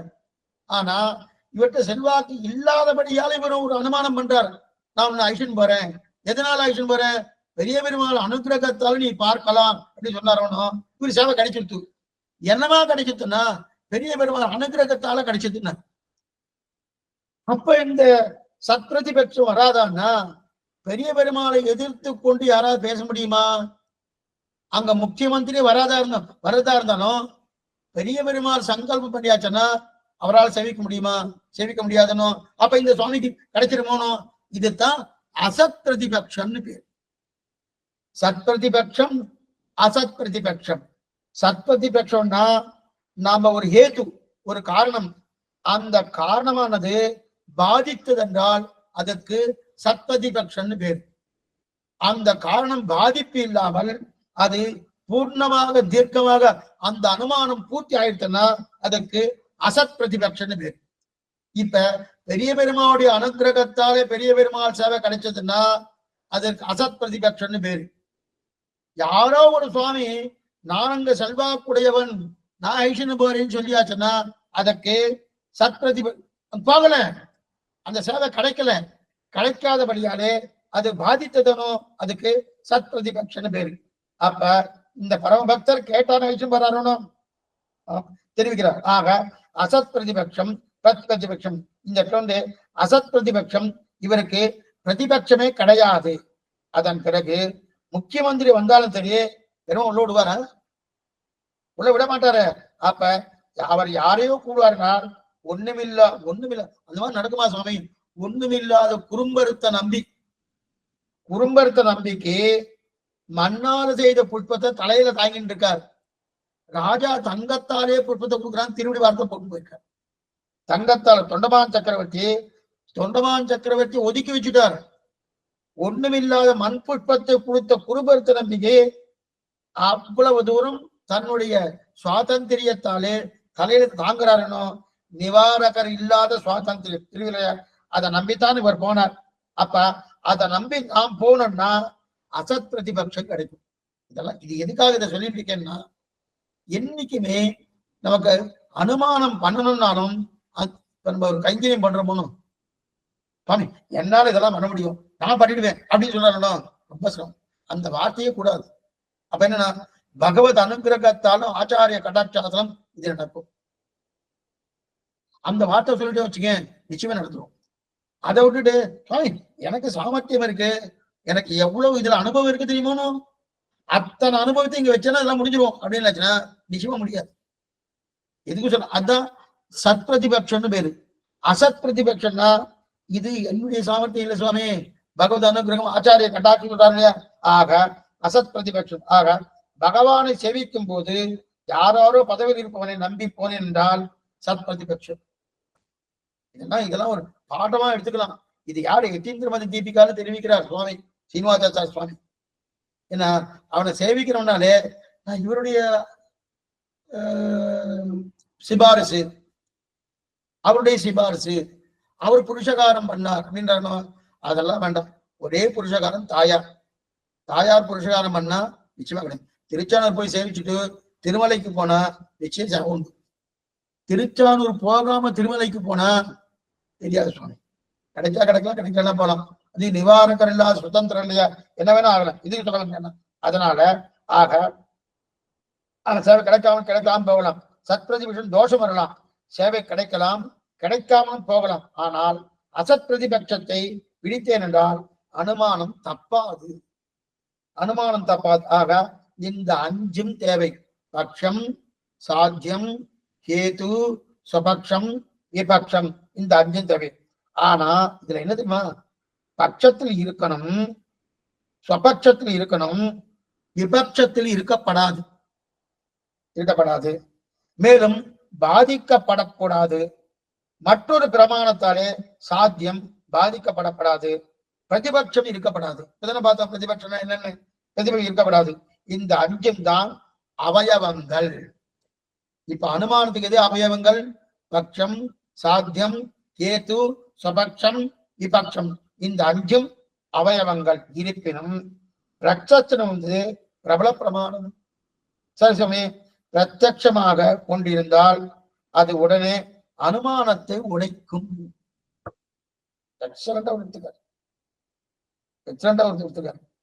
இந்த பிரத்யட்சமா ஒண்ணு இருந்து வச்சுக்கேன், அது உடனே அனுமானத்தை உடைக்கும். எப்படி சுவாமி உடைக்கும்? பிரத்யட்சமா ஒண்ணு இருக்கு, அது உடனே அனுமானத்தை உடைக்குமான்னா, ஒரு சுவாமி என்ன பண்ண, எல்லா எக்ஸாம்பிளோட சொல்றேன், ஒன்னும் சிரமமே இல்லை. ஏன்னா நான் இப்படியே போயிட்டே இருந்தேன் வச்சுக்கேன், அப்படியே விட்டத்தை பார்த்துட்டு இன்னைக்கு இருந்துட்டு இருப்பேன். அதனாலதான் வேதாந்த விசாரம்னால கொஞ்சம் சிரமமா தான் இருக்கும், கொஞ்சம் ட்ரை சப்ஜெக்டா தான் இருக்கும், ஒன்றும் சந்தேகம் இல்லை.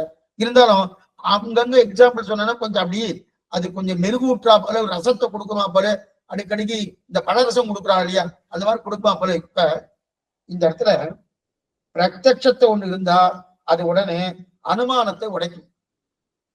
இங்க என்ன அனுமானம், என்ன பிரத்யட்சம் உடைக்கிறது பார்க்கும்.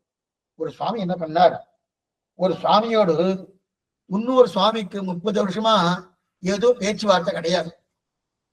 என்னமோ அவளுக்குள்ள ஏதோ ஒரு மனக்கசப்பு அப்படின்னு வச்சுக்கல. அப்படி இருக்கச்சேது பேச்சுவார்த்தை கிடையாது. இப்ப அவரை இந்த சுவாமியாத்துல ஒரு கல்யாணம், கல்யாணத்துக்காக அவரை கூப்பிடணும்னு, அவரை கூப்பிடணும்னா 30 வருஷமா பேச்சுவார்த்தை கிடையாது. நான் போய் என்னமா அவரை கூப்பிடுறது, கூட வேண்டாம், கூப்பிட்டாலும் அவர் வரமாட்டாரு. 30 வருஷம் பேச்சுவார்த்தை கிடையாது, இப்ப எதுக்கு வந்து கூப்பிடுறாரு, நான் இதுக்காக போகணும் அப்படின்வார். அதனால கூப்பிடாதபடியால என்ன பண்ணிட்டாரு, இவர் ஒவ்வொரு சுவாமிக்கும் வேட்டி உத்திரி எல்லாம் வாங்கி வச்சுக்கணும், அதெல்லாம் 9-5 வேட்டி வாங்கணும், அவருக்கு உண்டான மரியாதை பண்ணணும். அதெல்லாம் வேட்டு உத்திரி எல்லாம் வாங்கி வைக்காம மற்றவாளுக்கெல்லாம் வாங்கி வச்சுட்டாரு. சில திருமாலிகள்லாம் இதை பண்ணுவா, இந்தந்த சுவாமிக்கு இந்தந்த வேட்டி பேர் எழுதி வச்சு அதை தனித்தனியா ஒரு கவர்ல போட்டுக்குவா. அவ வந்தோன்னு அவாக்கு அந்தந்த சம்பாவனை கொடுத்துருவா. அதே போல இவர் பண்ணணுமோனோ அதெல்லாம் பண்ணல. ஏன்னா அவர் வரமாட்டான்னு சொல்லி வந்துட்டார். இந்த சுவாமியுடைய சம்பந்தி இருக்காருனோ, யார் கல்யாணம் பண்ணிக்கிறாரோ அந்த சுவாமியுடைய சம்பந்தி இருக்காருனோ, சம்பந்திக்கு அவர் வேண்டப்பட்டவர். எந்த சுவாமியோடு 30 வருஷம் இவர் பேச்சுவார்த்தை இல்லாம இருக்கோ அந்த சுவாமியோடு சம்பந்திக்கு அவர் வேண்டப்பட்டவர். வேண்டப்பட்டவரானபடியால அந்த சுவாமி பத்திரிகை கொடுத்திருக்கார். இப்ப அந்த சுவாமிக்காக இவர் வர வேண்டிய நிர்பந்தம் வந்துடுத்து. இப்ப திடீர்னு கல்யாணத்துக்குள்ள அந்த சுவாமி உள்ள நுழைகிறார். 12 திருமண் சாத்திட்டு சிகையோடு என்னென்ன உண்டோ அத்தனை பரிவாரங்களோடு உள்ள நுழைகிறார். இந்த சுவாமி கேட்கிறார் பக்கத்துல, யார் சுவாமி, யார் வந்துருக்காரா? நீர் யாரு 30 வருஷமா உனக்கும் அவக்கும் எனக்கும் சொல்லிட்டு அவருக்கு பத்திரிகை கொடுக்காம அவர் வரமாட்டான்னு சொல்லலே அந்த சுவாமி தான் வந்தாருங்க. ஓ, அந்த சுவாமி வந்துட்டாரா? என்னமா வந்தார்? என்னுடைய பட்சம் சாத்தியம் ஏற்றுவதெல்லாம் என்னமா தப்பா போயிடுத்து. அப்ப பிரத்யட்சத்துல அவர் வந்துட்டாருன்னு இவர் அனுமானம் பண்ணது என்ன ஆயிட்டு? தப்பா பண்ண. நீர் அனுமானம் பண்ணீரு வரமாட்டார்னு, அந்த சுவாமி வந்தார்னு சொல்ல இப்ப அனுமானம் போயிடுச்சு. என்ன போயிடுச்சு? பிரத்யட்சமா வந்துட்டார் இல்லையா? அப்ப அனுமானம் உடஞ்சு போயிடுக்கணும். இதுதான் பிரபல பிரமாணம். ஏன்னா நாம் பண்ணி இருக்கிற துர்பல பிரமாணத்தை உடைக்கும் பிரபல பிரமாணம். அப்ப பிரத்யட்ச பிரமாணம் துர்பல பிரமாணத்தை உடைக்கும். ஆகா, அப்படி இருக்க செய்து இப்ப இன்னொரு விஷயம், அதாவது ஆக ஓர் ஹேத்து புகை, அதுதான் புகைதான் நெருப்ப சாதித்து கொடுக்கிறது. புகைதான் நெருப்ப சாதிக்கிறது. புகையை தவிர இன்னொரு ஏத்து இருந்து அங்க நெருப்பை இப்ப என்று சொல்லிட்டா அது சத் பிரதிபக்ஷம். பார்த்தோம், அசத் பிரதிபக்ஷம் சத் பிரதிபக்ஷம். சத் பிரதிபக்ஷம்னா பாதிக்கிறதுதான் சத் பிரதிபக்ஷம். பாதிப்பு இல்லாம இருந்தா அசத் பிரதிபக்ஷம் இல்லையா? அதாவது அங்க இன்னொரு ஏத்து இருந்து வச்சுக்கேன், புகையை தவிர இன்னொரு காரணம் இருந்தா அதுக்கு சத் பிரதிபட்சம் இது. அதை போல பாதிக்கக்கூடிய இன்னொரு பிரதிபட்சம் இல்லாமல் இருப்பதுதான் அசத் பிரதிபட்சம். சரி, நாம் எதை ஏதுவாக கொண்டுள்ளோமோ அந்த ஏத்துக்கு என்ன பாருங்க, நிகரான பலம் இருக்கணுமா? என்ன பாருங்க, இந்த நம்ம எது ஏத்து புகை ஏத்தணும், அந்த புகைக்கு நிகரான பலம் இருக்கணும். ஆக இப்படியாய் 5 என்னது 5 அவயவங்கள் சொன்னார். ஆக ஏது என்பது வியாபியம் லிங்கம் அப்படின்னு தெரிவித்தார். இது 2 வகை. அன்வய ஒண்ணு, வெத்திரேகம் கேவல அன்வயம், அன்வய வெத்திரேக்கி அப்படின்றார். அன்வய வெத்திரேக்கி கேவல அன்வயம் அப்படின்னு 2 வகை உண்டு. இது வியாபியத்துல 2 வகை, கேவல அன்வயம், அன்வய வெத்திரேக்கி. இதில் அன்வய வெத்திரேக்குன்னா அன்வயத்திலையும் சொல்லலாம், வெத்திரேக்கத்திலையும் சொல்லலாம். நேற்றுக்கு பார்த்த போனோம் அன்வயம்னா என்ன, வெத்திரேகம்னா என்னன்னு பார்த்த போனோம். அப்படி இருக்கச்சே இந்த 2மே நிற்கும். 2மே தோஷம் இல்லாதது. அப்படின்னா சாதுன்னு ஒருத்தர் சொல்லுவார், எல்லாம் அங்க இருக்கிறது தான் சொல்லிட்டு இருக்க. சாதுன்னு இல்லையா? கண்ணனே பரித்ராணாய சாதுனாம்.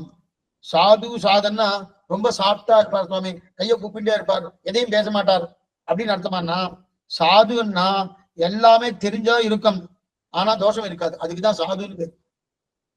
சாதுன்னா நம்ம காடு மிரண்டால் சாது கொள்ளாதுன்னு சொல்லுவா ஒரு வார்த்தை. காடு மிரண்டால் சாது கொள்ளாதுன்னு, அந்த சாதுக்கு அர்த்தம் வேறு. இங்க சாதுன்னா என்ன அர்த்தம்னா எல்லாமே தெரிஞ்சுதான் இருக்கும் ஆனா தோஷம் இருக்காது. ஜனன மரணங்கள் எல்லாம் தெரிஞ்சு கொண்டு இருப்பவன் தான். அப்படிப்பட்ட அனாத்ம குணம் என்கிற தோஷம் இருக்காது. ரஜோகுணம் என்ன, தமோகுணம் என்ன, இந்த குணங்கள் ஒட்டாம இருக்கிற இதெல்லாம் இருப்பதான் சாதுன்னு அர்த்தம். சத்துவகுணமே இருப்பவன், ரஜோகுணம் தமோகுணம் ஒட்டாமல் இருப்பவன், ஆத்ம குணம் பூர்ணமாக இருப்பவன், அனாத்ம குணம் என்கிற தோஷம் இல்லாதவன், இவனுக்கு சாதம் தெரியும். இப்ப இந்த அன்வய வெத்திரேகம் 2ஐயும் சொல்ல முடியுமான்னா என்ன வருகோ, அன்வயம் வெத்திரேகம் அப்படின்னா இப்படியும் சொல்லலாம் அப்படியும் சொல்லலாம். சொல்ல முடியுமான்னா புகையிருக்கும் இடத்தில் நெருப்பு இருக்கும். ஆமா சுவாமி, இது அன்வயம். வெத்திரேக்கு எது சுவாமி? நெருப்பு இல்லாவிட்டால் புகை இருக்காது. இது வெத்திரேக்கம். நெருப்பு இல்லாவிட்டால் புகை இருக்காது. கரெக்ட் தானே? நெருப்பு இல்லைன்னா புகை இருக்குமா? இருக்காது. ஆனா புகை இருக்கும் இடத்தில் நெருப்பு இருக்கும். இது அன்வயம். சரி, இது வெத்திரேக்கம். இப்ப இந்த ரெண்டுமே உண்மையாக இருக்கும் இல்லையா? ஆமா சுவாமி.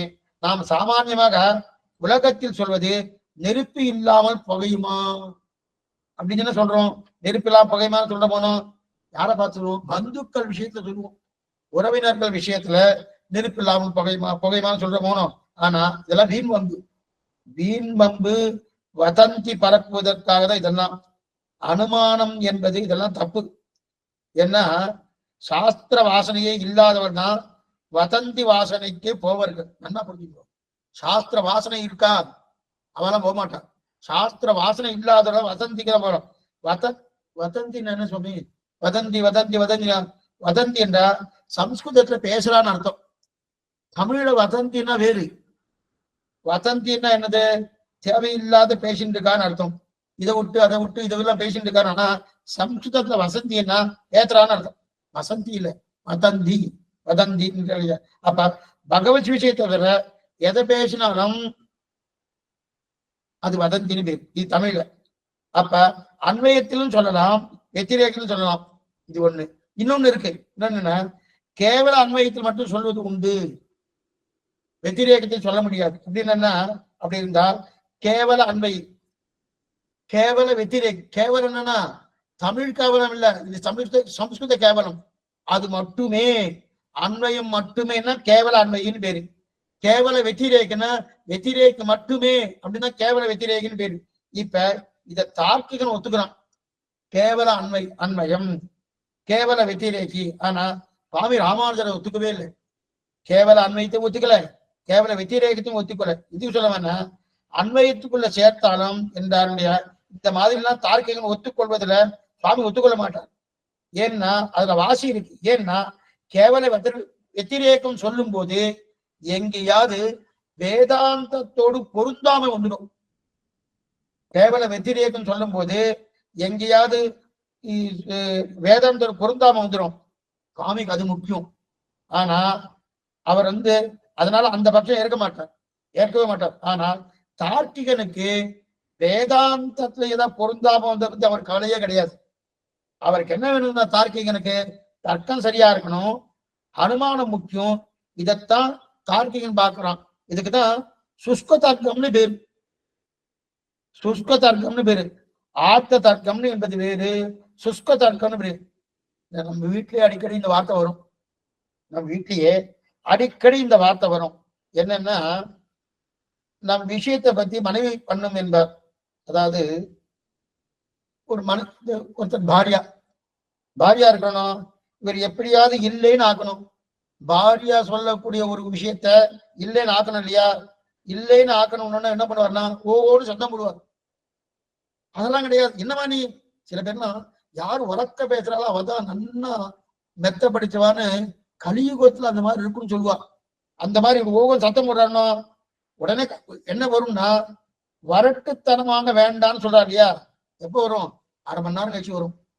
அரை மணி நேரம் கழிச்சு வரட்டுத்தனமா பேச வேண்டாம்னு சொல்றாரு இல்லையா? அந்த வரட்டுத்தனத்துக்கு தான் சுஷ்க தர்க்கம்னு பேரு. மனைவிக்கும் கணவனுக்கும் ஏற்படக்கூடிய ஒரு தர்க்க விதி. அந்த தர்க்க நிலையிலே கொஞ்ச நேரம் பேசி வரட்டுத்தனமா பேசாதீங்கோ அப்படின்னு மனைவியோ அல்லது கணவனோ சொன்னா அதுக்குதான் சுஷ்க தர்க்கம்னு பேரு. அதைத்தான் யார் பண்ண? தார்க்கிகம் பண்றான். சுவாமியை வைக்கல. ஆனால் சம்பிரதாயத்துல நல்லா வருங்க. வரட்டு தர்க்கம் எதுன்னா வேதாந்தத்துக்கு பொருத்தமாய் பண்ணினால், பொருந்தாமல் பண்ணினால். சம்பிரதாயத்துல வரட்டு தர்க்கம் எது? வேதாந்தத்துக்கு பொருந்தாம பண்ணணும். பொருந்தாம பண்ணக்கூடியதா இருந்தால் வரட்டு தர்க்கம்னு பேரு. வேதாந்தத்துக்கு பொருந்தும்படி தர்க்கம் பண்ணினால் அதற்கு ஆர்த்த தர்க்கம்னு பேரு. இந்த தர்க்க சாஸ்திரம் எதுவுமே தர்க்கம்னு பேரு. அதாவது நினைத்து இருக்கக்கூடிய தர்க்கம் இதெல்லாம் ஒத்துக்கலாம். நாம் ஏற்கனவே 5 அவயவங்கள் இருக்குன்னு பார்த்தோமோனோ அனுமானத்துக்கு. அதாவது ஏது, பக்ஷம், ஸ்வபக்ஷம், விபக்ஷம், சாத்தியம் அப்படின்னு பார்த்தோமோனோ இதுல ஹேத்து பட்சத்திலும் ஸ்வபட்சத்துல இருக்கணும். கேது விபட்சத்துல இருக்கப்படாது, பாதிக்கப்பட்டு இருக்கப்படாது, சத்பிரதிபட்சமும் கூடாது. இந்த அஞ்ச பாத்திரம் இதெல்லாம் எப்படி இருக்கு? சரி சுவாமி, இதெல்லாம் எப்படி சுவாமின்னா கொஞ்சம் வயசாயிடுச்சுனால புரிஞ்சுக்கிறது கொஞ்சம் கஷ்டம். வயசாயிடுச்சுனாலே கொஞ்சம் புரிஞ்சுக்கிறது. ஆனால் 18 வயசு 20 வயசு பிள்ளையா இருந்தா நன்னா புரியும். ஏன்னா நம்முடைய புத்தி சிந்தனையை விட ரொம்ப தூரம் போறது கிடையாது. அப்படியே நின்றுட்டே இருக்கின்ற சமம்னு சொன்னேன். வயசான புரியாதுன்னு சொல்லல, புரியும். சிறு வயசுல புரியும்படியான ஒரு தன்மை வயசான பெரியால புரியுன்ற ஒரு தன்மைக்கும் வித்தியாசம் உண்டு. கொஞ்சம் சிரமம் தான், ஒண்ணு வேண்டாம். 8 வயசு 10 வயசு 15 வயசு குழந்தைகள் அவ நன்னா 4,000 சந்தை கத்துக்கிறதுக்கும் 60 வயசு பெரியவர் ஒருத்தர் சந்தை கத்துக்கிறது வித்தியாசம் உண்டு. இவர் 10 நாள் முடிச்சிருவார் திருப்பாவைய சந்தை கத்துக்கிறதுண்டா. அவர் 10 நாள்ல 1 மாதம் ஆனாலும் அவருக்கு வராது. என்ன காரணம்னா வயசாயிடுச்சு. அதனால தெரிவிக்கிறாள் எதுக்குன்னா, ஆக சொபட்சத்தில் இருக்கப்படாது, சொபட்சத்திலும் பட்சத்தில் இருக்கணும், விபட்சத்தில் இருக்கப்படாது, பாதிக்கப்பட்டும் இருக்கப்படாதுன்னு தெரிவிக்கிறார். சரி, இதெல்லாம் அதெல்லாம் தெரிவிக்கிறார். அப்ப இந்த தூரம் இருக்கச்சே மனசு ஈடு கொடுக்குறது சட்டுன்னு. ரெண்டாவது, சிலதெல்லாம் கேட்கும் போதே என்ன ஆகும்னா வயசாயிட்டதுனாலே அப்படியே கேட்டு அப்படியே கண்ணு சுகக்கும். தூங்கலாம போட்டுருக்கு, தூங்கலாம் போட்டிருக்கு, தூங்கலாம் போட்டுருக்கேன்னு. இதெல்லாம் என்ன நம் குற்றம். மேலும் லட்சியம் இல்லைன்னாலே அதில் விருப்பம் வராது. என்னைக்குமே லட்சியம் இருக்கணும். என்ன லட்சியம் இருக்கணும்? நல்லா புரியுங்க. லட்சியம் இதை கேட்டு ஒண்ணுமில்லை. இப்ப நீங்க விசித்திரவாத தீபிகா கேட்கறேன், இதை கேட்டுட்டு ஏதாவது சதஸுக்கு போறேன். சுவாமி சதஸுக்கெல்லாம் நான் எங்க சுவாமி போறோம், அந்த அளவுக்கு ஞானம் இருக்கான்னா அதெல்லாம் ஒண்ணும் போறது கிடையாதுன்னு. சரி, சதஸுக்கு போல சுவாமி, ஆனா இந்த லட்சியம் வச்சுக்கணும். என்ன சுவாமி, என்ன லட்சியம் சுவாமி? இதை தெரிஞ்சுக்கணும் லட்சியம் வச்சுக்கணும். என்ன லட்சியம்னா சுவாமி எழுதியிருக்கார், எங்க எம்பெருமானா எழுதியிருக்கார், உய்ய ஒரே வழி உடையவர் திருவடின்னு சொல்லியிருக்கார். அப்படி இருக்கச்சே அந்த உடையவர் எழுதி வச்சிருக்காரோ, அவர் என்ன கருத்தை சொல்லியிருக்காரோ அந்த கருத்தை புரியலையோ நாம கேட்கணும். இதுதான் லட்சியம். அப்படின்னு புரியலையோ சொன்னோம். இது 2வது வார்த்தையை எடுத்துருங்க. ஏன் அந்த வார்த்தையை போட்டேன்னா, புரியாமல் இருக்க செய்தேயே இதை கேட்கணும்னு சொல்லிட்டு இருக்கேன்னா நிச்சயமா புரியும், நிச்சயமா புரியும்ன்ற நிலை. ஆனா இதை தெரிஞ்சு கொண்டு நான் சதஸுக்கு போறேன் அதனால கேட்க போறேன் அப்படின்னு கேட்கப்படாது. எங்க சுவாமி எழுதினார் அதனால நான் கேட்கிறேன். இதுதான் லட்சியம். காலட்சேபம் எதனால சொல்லிட்டு இருக்கேன்? சுவாமி இல்லத்துல ரகசிய கிரந்தம் சொல்லிட்டே போயிட்டே இருக்கலாம், திருவாவிடி சொல்லிட்டு போயிட்டே இருக்கலாம். சுவாமி எழுதி வச்சிருக்கார், அவருடைய திருவுள்ள கருத்து, அதை சொல்லணுமோ. அப்ப உடையவருக்காக இதை பண்ணணும் அப்படின்னு சதஸுக்கு போறதுக்காக நான் தெரிஞ்சுக்கொள்ளல, உடையவருக்காக நான் தெரிஞ்சுக்கிறேன் அப்படின்னு. இதுதான் உயர்ந்த லட்சியம். அந்த லட்சியம் நமக்கு இருக்கணும். லட்சத்திலே கூட உறுதிதான் மனுஷனுக்கு ரொம்ப முக்கியம். இந்த ஏன் இதை சொல்லிட்டு இருக்கேன்னா, இது கொஞ்சம் ட்ரை தான் அப்படின்னு ஒத்துக்கிறேன். இருந்தாலும் இது கேட்கணுமே. ஏன்னா உடையவர் அவர் எவ்வளவு சிரமப்பட்டு எழுதி வச்சிருப்பார். அவர் எழுதி வச்ச ஒரு விஷயத்த சீனிவாசாச்சாரிய எவ்வளவு சிரமப்பட்டு நம்மளுடைய புத்தி மந்த புத்திக்கும் புரியும்படியாக எழுதி வச்சிருக்காரு. கொஞ்சமா தெரிஞ்சுக்கணும். ஆக இத கண்ணனே சொல்றான், ஸ்ரத்தையை வைத்துக் கொண்டுதான் நான் தீர்மானிக்கிறேன் அர்ஜுனான். ஒருத்தருக்கு என்ன ஸ்ரத்தை இருக்கோ அந்த ஸ்ரத்தையை வைத்துக் கொண்டுதான் இவன் ராஜச குணம் உடையவனா, தாமச குணம் உடையவனா, சத்த குணம் உடையவனான்னு நான் தீர்மானிக்கிறேன். அது என்ன சுவாமி ஸ்ரத்தையை வைத்துக் கொண்டு தீர்மானிக்கிறேன்னா, நீ பகவத் விஷயத்துல ஸ்ரத்தை இருக்கணும், பாகவத விஷயத்துல ஸ்ரத்தை இருக்கணும், ஆச்சாரிய விஷயத்துல ஸ்ரத்தை இருக்கணும். இந்த ஸ்ரத்தை இருந்துட்டு வச்சுக்க இவன் சாத்விகன்னு சொல்றான். ஸ்ரத்தையே இல்லைன்னா இவன் தாமசனோ அல்லது ராஜசனோ என்று முடிவு பண்ணுகிறான் கண்ணன். இதுக்கு சொல்ல வந்தேன்னா அதைத்தான் தெரியும். நமக்கு ஸ்ரத்தை இருக்கணும். ஏன்னா எங்க ஆழ்வார் சாதித்தார் கேட்கிறேன், எங்க ராமானுஜர் சாதித்தார் கேட்கிறேன். ஏன்னா ஊரெல்லாம் தவிச்சுட்டு இருக்காளே, எங்க போறது எப்படி போறது என்னமா பண்றது தவிச்சு கொண்டிருக்க. மோட்சம் கொடுப்பதற்காக உபதேசம் பண்ணினார் இல்லையா? ஆனாலும் நமக்கு மோட்சம் போவதில் உறுதி இருக்கணும். அந்த உறுதி பூர்ணமா இருக்கணுமோ, அந்த உறுதி வரணும். உறுதி வரணும் என்றாலே அப்ப என்ன சொல்ல பண்ணணும்? மோட்சம் போகணும் என்ற உறுதி வரணும்னாலே சரீரத்தை காட்டும் ஆத்மா வேறு என்கிற எண்ணம் முதல்ல எனக்கு வரணும். சரீராத்ம விவேகம், அந்த விவேக ஞானம் வேணும். தேகாத்ம அபிமானம் கூடாது என்கிற எண்ணம் வரணும். அந்த எண்ணம் வந்துருச்சுன்னா இது ஒவ்வொன்றும் படிக்கட்டு போல, இது வந்தால் இது வரும், இது இருந்தால் நமக்கு வரும். இருப்பினும் சில பேருக்கு ஏன் நிற்கல? சரி சுவாமி, வந்தா வரும் எந்த வரும், சில பேருக்கு நிற்கல. என்னன்னா லட்சியம் புரியல. காலட்சேபம் கேட்கணும்னாலே சுவாமி சொன்னாருங்கிற எண்ணத்தோடு கேட்கணும். அதற்கு மேல திருவாய்மொழி இருக்கு, ரகசிய கிரந்தங்கள் எல்லாமே இருக்கு. இருந்தாலும் இந்த சுவாமி சொன்னாருங்கிற அபிப்பிராயம் இருந்துச்சியா, அந்த லட்சியம் புரிஞ்சு சொன்னா நல்லா இருக்கும். ஆனா அந்த லட்சியம் லௌகிகமாக இருக்க முடியாது. எப்படி இருக்கும்? லட்சியம் அதீந்திரமாக இருக்கிறது. அப்படின்னா பகவானை அடையணும், கைங்கரியம் பண்ணணும், மேல எங்க உடையவருக்குத்தான் கைங்கரியம் பண்ணணும் என்கிற எண்ணம், என்கிற லட்சியம் இருக்கணும். ஸ்ரீவைகுண்டம் போனாலும் எங்க உடையவர் தான் கைங்கரியம் பண்ணுவேன், வேற யாருக்கும் கிடையாது அப்படின்னு சொல்லியாச்சுன்னா சுவாமி பெருமாள் கோச்சிக்க மாட்டார? இந்த வார்த்தை சொல்லிட்டு இருக்காரு. ஓ, இங்க இருக்கச்சா அவருக்கு பண்ணிட்டு அங்க இங்க ஸ்ரீவைகுண்டம் வந்தாலாவது எனக்கு பண்ணப்படாதான்னு கோச்சி வரான்னா ஆனந்தப்படுவார். என்ன ஆனந்தப்படுவார்னா, ஓ இங்க இருக்கச்சே உடையவர் கைங்கரியம் பண்ணீர், மேல வந்து எனக்கு கைங்கரியம் பண்ணுவீரோன்னு நினைச்சிட்டு இருந்தேன். ஓ பண்ணாம இருந்தா தேவையே நினைச்சிருந்தேன், நல்ல வேலை நீ பண்ணாம இருந்தியே, நீ வாடி அவர் மங்களாசாதனம் பண்ணுவார். அப்ப உடையவர் கைங்கரியம் தான் பண்ணணும் இல்லையா? அப்ப எதுக்கு சொல்ல வந்தேன்னா, அப்ப இந்த மாதிரி நிற்பது என்பது உத்தமம். இந்த நிலையோடு நிக்கிறோமோனோ ஆளவந்தார் இங்கிருக்கும் போதும் நாதவனுக்கு கைங்கரியம். அக்ரித்வமத்த சரணாரவிந்த பிரேம பிரகாஷாவதி ஆத்மபந்தம் பிதாமகம் நாதமுனிம் விலோக்கிய ரிஷீதமத்ருத்தம் அச்சிந்தயித்வான் தெரிவிக்கிறார் இல்லையா? அப்படி இருக்க செய்து இங்க இருக்கும் போதும் நாதமுனிக்கு கைங்கரியம். அங்க போனதுக்கு அப்புறம்னா தோல் மாற மாட்டேன்ட்டான். தோல் மாறுறதுன்னா என்ன தெரியுமா அர்த்தம்? இங்க இருக்கச்சே தோல் மாறுறதுன்னா பெருமாள் ஏர் பண்றாரும், வேலை பண்ணிட்டு இருக்கச்சே வலது தோலை அந்த வாரம் இருக்கும், அது நேரம் அப்படி லாபகமா மாத்துவார், எடுத்தவனுக்கு மாத்து வரணும். அந்த மாதிரி இங்க இருக்கச்சே நாதமணி கைங்கரியம், அங்க போனோடனே ஸ்ரீநாதனுக்கு கைங்கரியம் கிடையாது. அங்க போனாலும் அதே ஞானம். அத்திர பரத்ர சாபி நித்தியம் யதீய சரணம் சரணம் மதீயம் தெரிவிக்கிறாரியா? அங்கு போனாலும் நாதமணி தான். இதைத்தான் சரம பர்வ நெட்டையும் தெரிவார். ஆக நெட்டை வந்துட்டா இத்தனை புத்தகங்களும் அவலீலையா கைப்படும். அந்த நெட்டை தான் ரொம்ப முக்கியம். ஆக இதெல்லாம் என்னமோ அச்சு போட்ட புஸ்தகம் நினைச்சிட்டு இருக்கல, கிடையவே கிடையாது. இதெல்லாம் பேசுற புஸ்தகம், நன்னா பேசும். என்ன சுவாமினா ஆச்சாருடைய திருவுள்ளத்தை பேசுறது. ஏதோ புஸ்தகம் ஏதோ எழுதியிருக்கால பார்த்துட்டு இருக்க போனோம்.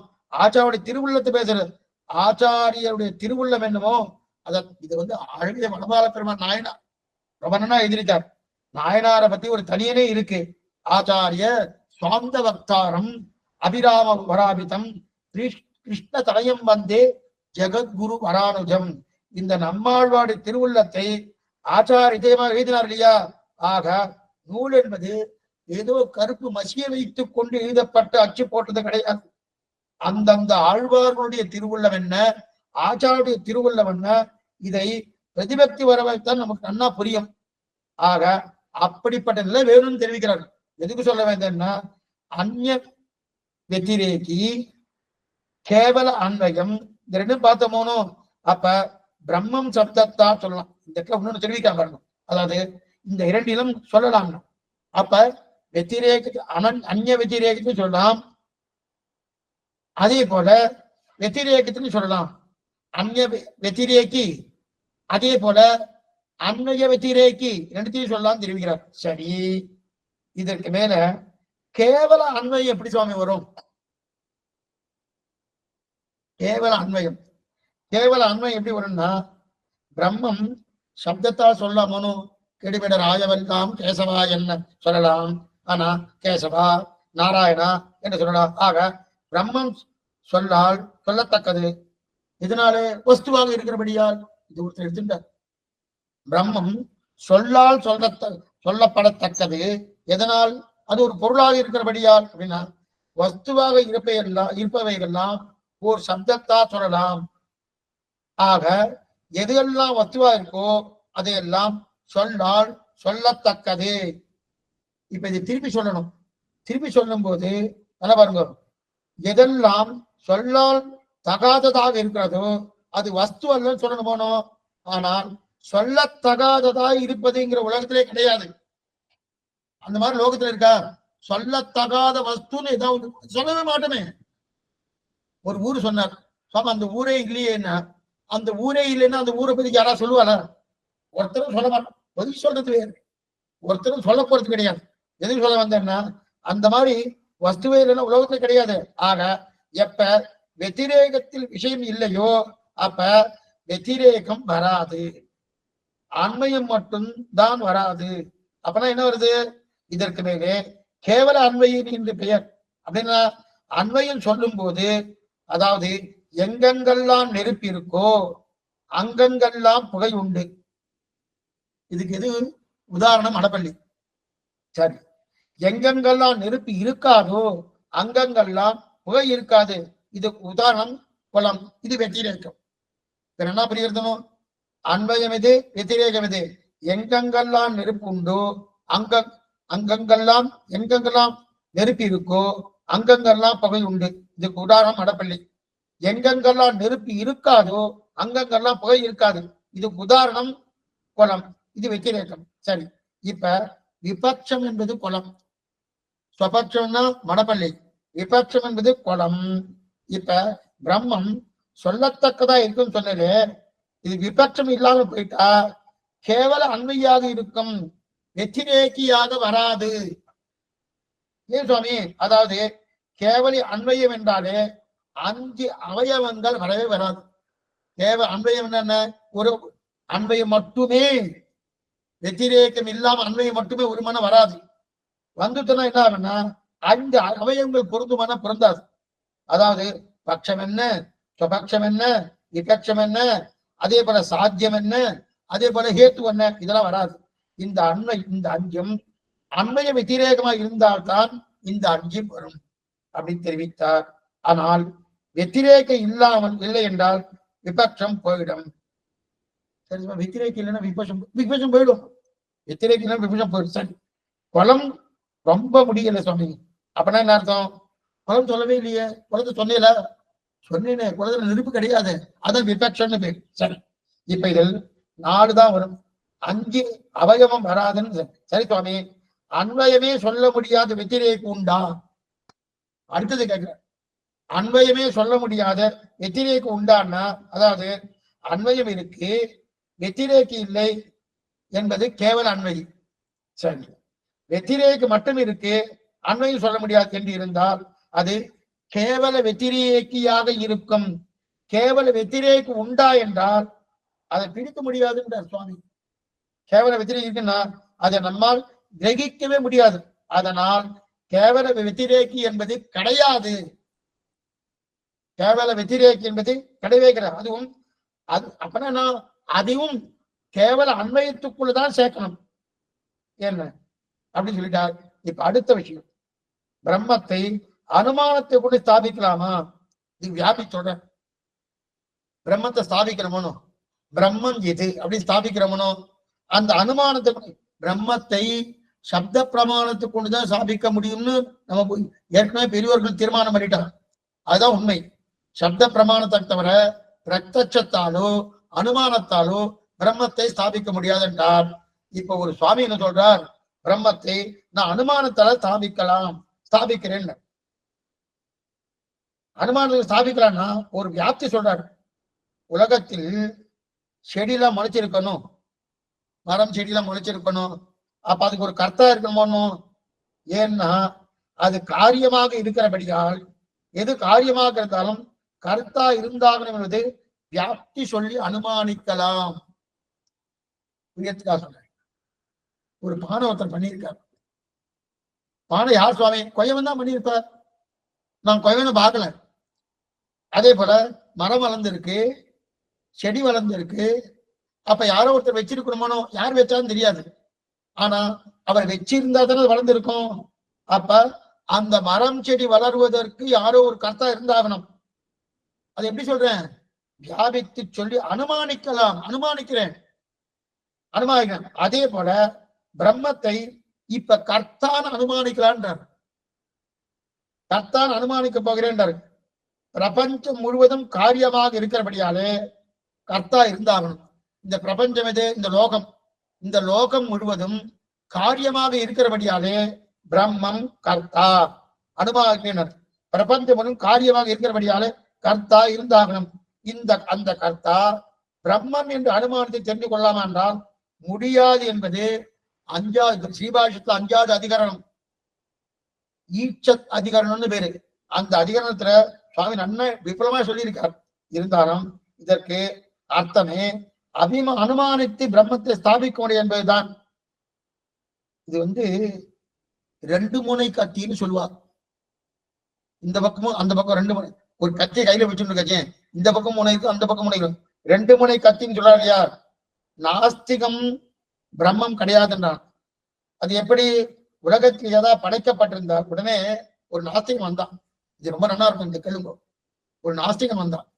அந்த நாஸ்திகனுக்கு கடவுள் இல்லை, கடவுளை நம்புகிறவன் முட்டாள், அது என்னமோ அது என்ன இதெல்லாம் சொல்லுவாங்க. அதுக்கு பெரிய அறிவாளின்னு. எப்படிப்பட்ட அறிவாளினா, இல்லைன்னு சொல்றவன் அறிவாளி, கடவுள் இல்லைன்னு சொல்லவன் அறிவாளி அப்படின்னு தெரிவிக்கிறான் இல்லையா? அந்த மாதிரி இருக்கச்சே அந்த நாஸ்திக் என்ன சொல்றான்? கடவுள் இல்லைன்னு சொன்னான். கடவுள் இல்லைன்னு சொன்னா, பிரம்மம் கிடையாதுன்னா எப்படின்னு கேட்டேன். உலகத்துல அந்த மாதிரி பிரம்மமே கிடையாது, பிரம்மமே கிடையாது. இதுதான் பகுத்தறிவு. பகுத்தறிவுன்னா சுவாமி லோகத்துல என்ன நினைச்சுட்டு இருக்கா? கடவுளை நம்புகிற முட்டாள் அப்படின்னு சொல்றவன் பகுத்தறிவுன்னு. அந்த மாதிரி எங்கேயா உண்டா? சரி இருக்கட்டும், நம்ம விஷயம் அந்த விஷயத்துக்கு போக வேண்டாம். எதுக்கு சொல்ல வந்ததுன்னா, அவர் கடவுள் நம்பல, கடவுள் இல்லைன்னார். உடனே ஒரு ஆஸ்திகன் என்ன பண்ணான்? இல்ல கடவுள் உண்டு. எப்படி சொல்லிட்டு இருக்கேன்னா, ஒண்ணுமில்ல இவ்வளவு பெரிய பிரபஞ்சம் இருக்கணும், இவ்வளவு பெரிய பிரபஞ்சம் இருக்கணும். ஒரு துணி இருக்கு, இந்த துணியை சட்டையா தச்சிருக்கா, அதுக்கு டைலர் இருந்தாகணுமோனோ? ஆமான்னு சொன்னோம். அதே போல ஒரு பானை இருக்கு, அந்த பானைக்கு பண்ணுவதற்கு கொயம் இருந்தாகணுமோனோ? நாஸ்திகன் ஆமாம்னு சொல்றான். அதே போல இந்த பிரபஞ்சம் இருக்கு, இந்த பிரபஞ்சம் உருவாகணும்னா அதுக்கு பிரம்மம் இருந்தாகணுமோனோ? சொன்ன ஒண்ணு ஆமான்னு சொல்லிதான் ஆகணும்.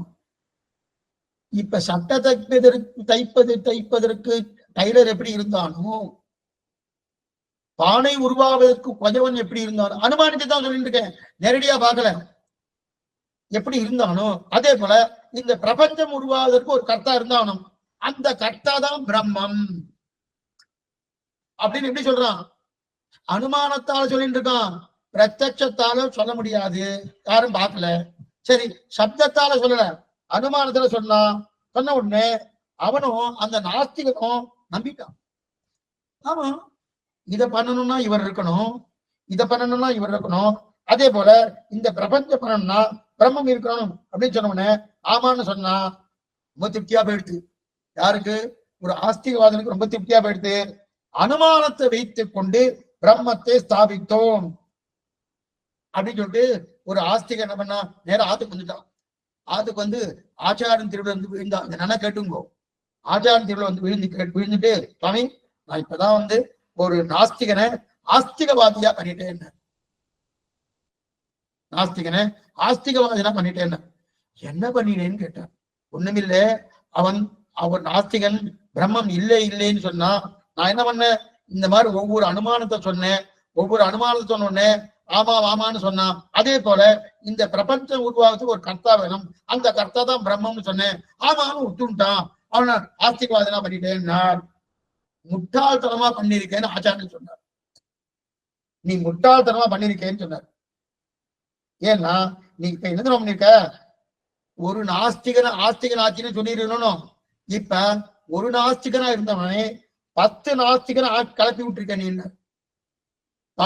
ஏன் இந்த வார்த்தை சொல்றாரு ஆச்சாரியன்? சொல்றாருன்னா, பிரம்மத்தை ஸ்தாபிப்பதற்கு பிரத்யட்ச பிரமாணமோ அனுமான பிரமாணமோ இல்லை, சப்த பிரமாணம் ஒன்றுதான் பிரம்மத்தை ஸ்தாபிக்க முடியுமே தவிர பிரத்யட்சத்தாலோ அனுமானத்தாலோ ஸ்தாபிக்க முடியாது. சரி சுவாமி, இப்ப அனுமானத்துல ஸ்தாபித்திருக்காரு, அதுல என்ன தப்பு? ஸ்தாபித்திருக்காருன்னா அதுல என்ன தப்பு இருக்குன்னா, என்ன ஆபத்துன்னா, எங்க ஆபத்துன்னா, ஒன்றை நான் அனுமானித்தால் தாபத்தா, அதில் நம்ம பார்த்தோம்னோ சாத்தியம், கேது, அதே போல பட்சம், இதெல்லாம் பார்க்கணும்னோ சாத்தியம் எது? நெருப்பு. ஏது எது? புகை. பட்சம் எது? மழை இருக்கு இல்லையா? இப்ப சாத்தியம் நெருப்பு தானே. இப்ப சாத்தியம் எது? நம்ம எதை சாதிக்க போறோம்? நெருப்பு தானே சாதிக்க போறோம் அனுமானத்தால. பர்வத்தகா வந்திமான் தூமாத்துன்னு சொல்றச்சு அந்த இடத்துல பர்வதத்துல மலையிலே புகை இருக்கிறபடியாலே நெருப்பு இருக்கு அப்படின்னு சொன்னோம். அப்ப புகையை வைத்துக் கொண்டு நெருப்பை ஸ்தாபித்தோம் அனுமானத்தால். வரணும். இப்ப அந்த நெருப்பு எங்க இருக்கு? மலையில இருக்கணும். சரி, இதெல்லாம் உதாரணமாக்கணும். அதே நெருப்பு தானே மடப்பள்ளி இருக்கு. அந்த நெருப்பு வேறு, இந்த நெருப்பு வேற. அதே நெருப்புனா இப்ப மணப்பள்ளி நெருப்புக்கும் மலையில இருக்க ஒரு நெருப்புக்கும் ஏதாவது வித்தியாசம் இருக்குமா? அந்த நெருப்பு சுமாரா சுடும், இந்த நெருப்பு அதிகமா சுடும். அதெல்லாம் ஒண்ணும் கிடையாது. நெருப்புனால சுடக்கூடிய தன்மை ரெண்டுத்துக்கும் ஒண்ணுதான். ஒண்ணும் அதனால பெரிய வித்தியாசம் கிடையாது. ரெண்டுமே நெருப்பு தான். அதே போல இப்ப இந்த சிஷ்யன் உதாரணம் சொன்னது என்ன சொன்னா, மேஜை பண்ணுவதற்கு தச்சன் தேவை, உடம் பண்ணுவதற்கு குயவன் தேவை. இதை வைத்துக் கொண்டு காரியமாக உருவாக்கி இருக்கிறோம். அப்ப அவர் கர்த்தா இருக்கணுமானோ? எப்ப மேஜைக்கு தச்சன் இருக்கானோ, உடம் பண்ணுவதற்கு குயவன் இருக்கிறானோ, கர்த்தா இருக்கணுமானோ? அதே போல பிரபஞ்சம் காரியமாக இருக்கு. ஆகவே கர்த்தா என்கிற பிரம்மம் இருக்கிறார். இப்ப இப்ப என்ன ஆயிடுச்சுன்னா, கர்த்தா என்கிற பிரம்மம் குயவன் என்ன, நெசவாளி என்ன, தச்சன் என்ன, இதை வைத்துக் கொண்டு பிரம்மத்தை சாத்தியமாக சாதிக்கிறார். ஒரு குணத்துக்கு எப்படி குயவனோ, ஒரு மேஜைக்கு எப்படி தச்சனோ, ஒரு துணிக்கு எப்படி நெசவாளியோ, அதே போல பிரபஞ்சத்துக்கு பிரம்மம். அப்ப இந்த 3 பேரும் 4 பேரும் ஒண்ணுதானே சுவாமி. எது போல? மலையில இருக்கக்கூடிய நெருப்புக்கும் மடப்பள்ளியில இருக்கக்கூடிய நெருப்புக்கும் வித்தியாசம் இருக்கா? இல்லையேனோ. ஆக தச்சன், குயவன், நெசவாளி இவரை வைத்துக் கொண்டு பிரம்மத்தை ஸ்தாபிக்கிறான் அப்படின்னா இவருக்கும் பிரம்மத்துக்கும் பெரிய வித்தியாசமே இருக்காது. இது போல மலையில இருக்கக்கூடிய நெருப்புக்கும் மடப்பள்ளியில இருக்கக்கூடிய நெருப்புக்கும் வித்தியாசம் இருக்கா? இல்லையனோ. அதே போல குயவனுக்கும் தச்சனுக்கும் நெசவாளிக்கும் பிரம்மத்துக்கும் இருக்கப்படாது இல்லையா? இல்லையா? அதே போல தச்சன் கோரிக்கை இவருக்கு பிரம்மத்துக்கு வாசிக்கு இருக்கப்படாது.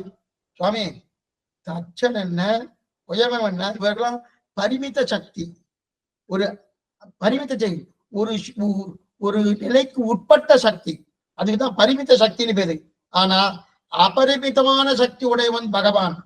பரிமித ஆயுஷு, பரிமித ஆரோக்கியம் ஒண்ணுமே கிடையாது. ஆனா இத்தனையும் தாண்டினது பிரம்மம். பிரம்மத்துக்கு இந்த அளவுக்கு தான் சக்தியா, இந்த அளவுக்கு தான் ஆயுஷா, இந்த அளவுக்கு தான் ஆரோக்கியமானா, இதுக்கெல்லாம் தாண்டினது பிரம்மம். இதுக்கு இந்த உதாரணம் ஹேதுவை வைத்துக் கொண்டு பிரம்மத்தை ஸ்தாபித்தால் மொத்தமே தப்பு. என்ன தப்பு தெரியுமா? அப்ப அவன் என்ன சொல்லுவான் தெரியுமா? தாராளமா பிரம்மம் உண்டுன்னு நான் ஒத்துக்கிறேன், இன்னும் ஒத்துக்கிறேன். அவரை என்ன போலதான். நான் தச்சன், நான் மேஜையை பண்ணேன், அவர் பிரம்மம், அவர் பிரபஞ்சத்தை பண்ணார். எனக்கு அவருக்கும் ஒன்றும் வித்தியாசம் இல்லை சுவாமி. எது போல? மலையில இருக்கக்கூடிய நெருப்புக்கும் மடப்பள்ளியில் இருக்கக்கூடிய நெருப்புக்கும் வித்தியாசம் இல்லையோனோ. அதே போல நான் தச்சனா இருக்கேன், அல்லது நெசவாளியா இருக்கேன், அல்லது குயவனா இருக்கேன். நான் குயவனா இருந்து பானையை பண்ணிட்டு இருக்கேன், நெசவாளியா இருந்து தறி நெய்க்கிறேன், அதாவது துணியை நெய்க்கிறேன். அதே போல இது தச்சனா இருந்து கொண்டு மேஜை பண்ணிட்டு இருக்கேன். அப்ப அதே போல அவர் பிரம்மமா இருந்து கொண்டு என்ன பண்ண பிரபஞ்சத்துக்கு உருவாக்கினார் அப்படின்னா ஒத்துக்கிறேன்.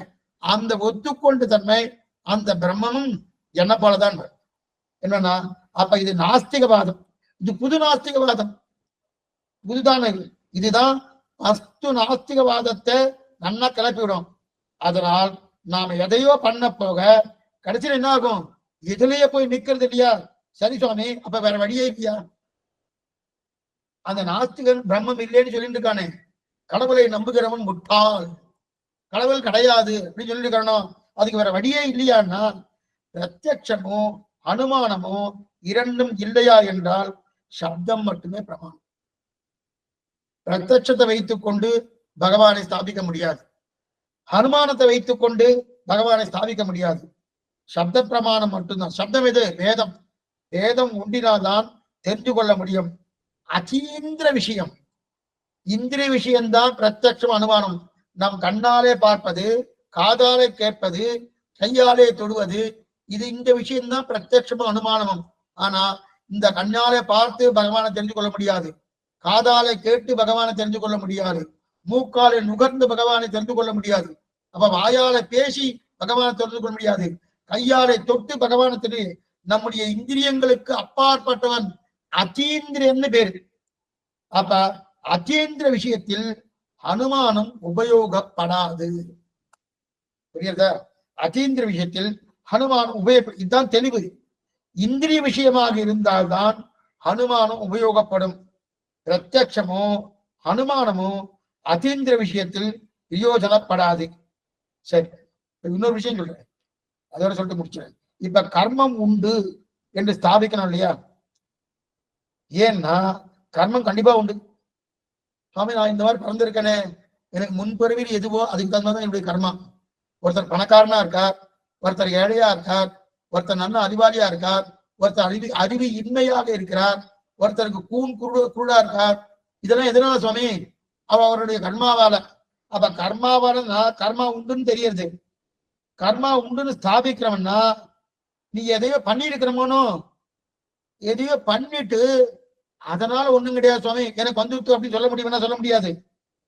அப்ப நீ எது பண்றியோ அதற்கு பண்ணுவதற்கு தகுந்த மாதிரி தண்டனை உண்டு. கர்மம் இருந்து மறுபிறவி இருந்தால் தானே தண்டனையை கொடுக்க முடியும். பாப புண்ணியமே இல்லைன்னா, இது யாரு? சாருவாகம் சொல்றான். நீ நன்னா சாப்பிடு, நன்னா பண்ணிக்கோ. மேல பகுதி விஷயத்துல வரப்போறது சாருவாகனுடைய மதத்தை பத்தி. நன்னா சாப்பிடு, பாப புண்ணியமே கிடையாது. கடன் வாங்கி நன்னா சாப்பிட்டுட்டாரு, கடன் கொடுக்குறேன்னா பாவமா கிடையாது, அதெல்லாம் ஒண்ணுமே கிடையாது, அடுத்த பிறவியே கிடையாது அப்படின்றா இல்லையா? அந்த மாதிரிலாம் கிடையாது. நான் இந்த மாதிரி பிறந்திருக்கேன்னா கர்மா இதுல இருக்கு. அப்பதான் இவனுக்கு நன்னா பங்கோ தண்டனையே கொடுக்க முடியும். அதுவும் அனுமானிக்கலாம். எங்கெங்கெல்லாம் தவறு செய்யப்படுகிறதோ அங்கெல்லாம் தண்டனை வேணும். இவர் கடைசி நாளில் தவறு செய்துள்ளார், இந்த தண்டனை இல்லாமல் போகப்படாது. ஆகவே என்ன பண்றது? சட்டப்படி இவர் மீண்டும் பிறந்துதான் ஆகணும் என்று அனுமானிக்க முடியும். ஆனால் அது மீண்டும் பிறவி என்பதை ஸ்தாபிக்கிறது. இந்த வியாப்தி வச்சோம் இல்லையா? ஆனால் அவன் அடுத்தது என்ன சொன்னான்னா, அப்படின்னா அதாவது நான் ஸ்தாபித்தது அனுமானத்தால கர்மா உண்டு ஸ்தாபிக்கிறானோ, அதுவும் முடியாது. அனுமானத்தால் நான் சொன்னேன் என்றால் அப்புறம் என்ன சொல்றாருன்னா, அப்படியானா நான் எந்த பிறவியில கர்மத்தை பண்ண ஆரம்பிச்சேன் என்று கேட்பேன். அனுமானத்தால கர்மாவை ஸ்தாபிக்க முடியாது. ஏன் ஸ்தாபிக்க முடியாதுன்னா, நான் இந்த மாதிரி வளர்ந்துருக்கேன், போன ஜென்மத்துல இந்த கர்மா பண்ணேன், போன ஜென்மம் அது முந்தின ஜென்மம் இந்த கர்மா. சரி, முதல் ஜென்மான்னு இருக்குமோனோ, அப்ப என்ன கர்மா பண்ணேன் அதை சொல்லுவோம் அப்படின்னு ஸ்தாபிக்க முடியாது. அப்ப அனுமானத்துல ஸ்தாபிக்க முடியாது. அனுமானத்துல ஸ்தாபிக்க முடியாது அப்படின்னா அப்படின்னா என்ன பண்ணுவான்? அனாதி காலமாக பண்றேன், அனாதி காலம் நான் பண்றேன்னு நீ அனுமானத்தால ஸ்தாபின்னு சொன்னா நம்மால ஸ்தாபிக்க முடியாது. ஏன்னா கர்மம் அனாதின்னு சாஸ்திரம் சொல்லிட்டு. கர்மம் அனாதி, ஆனால் அந்தம் உண்டு, முடிவு உண்டு. கர்மம் அனாதி. கர்மா இன்னைக்கு சுவாமி பிறந்தது அனாதியா இருக்கு, பிறப்பே கிடையாது.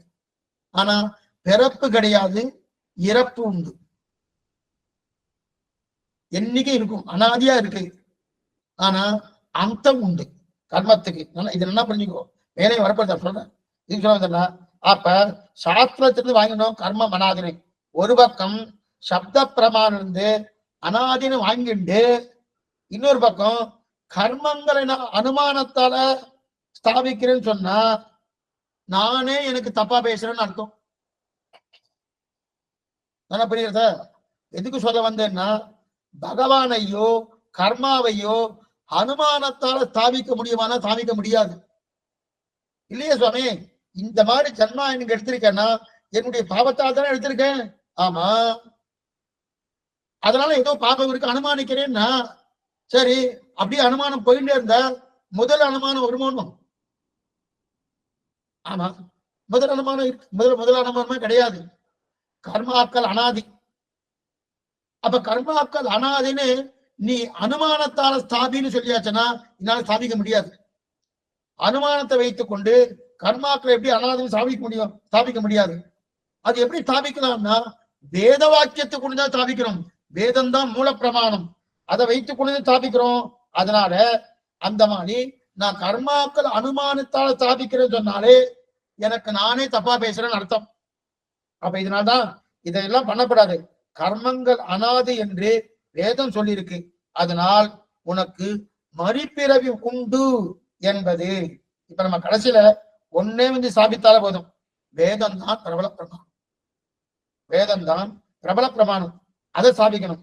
அதை ஸ்தாபிக்கணும்னா அவன் என்ன சொல்றான்னா வேதம் பிரமாணம் நான் ஒத்துக்கொள்ளமான்னா வேதத்தை மற்றொரு பிரமாணத்தை கொண்டு ஸ்தாபிப்பார் என்ற கேள்வி வரும். தேவையில்லை. வேதத்துக்கு மற்றொரு பிரமாணம் தேவையே இல்லை.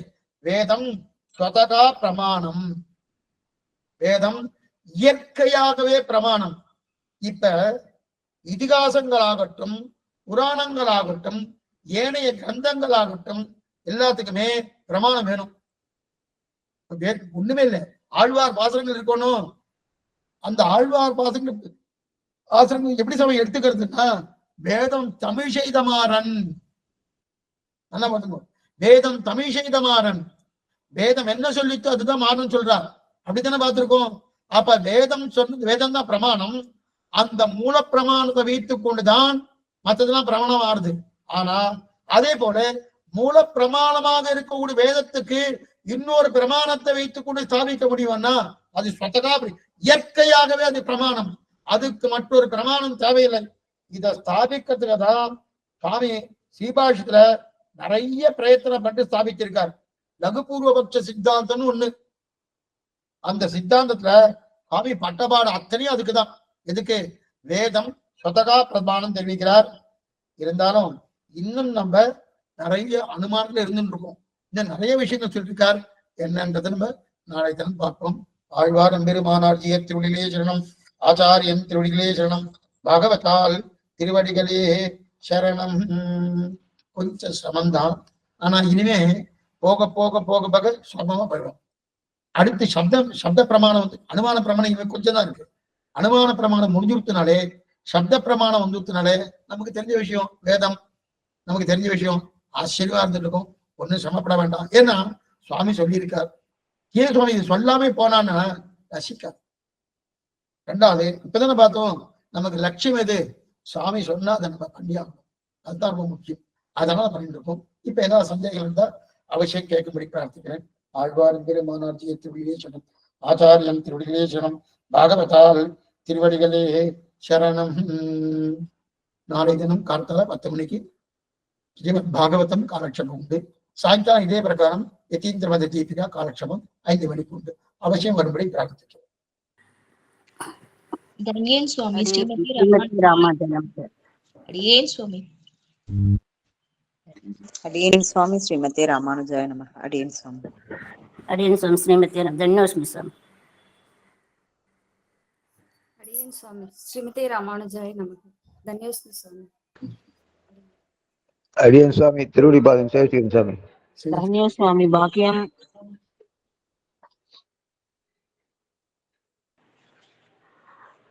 சுவாமி திருப்பி திருப்பி கேட்டாதான் சுவாமி மனசுல தங்கும்.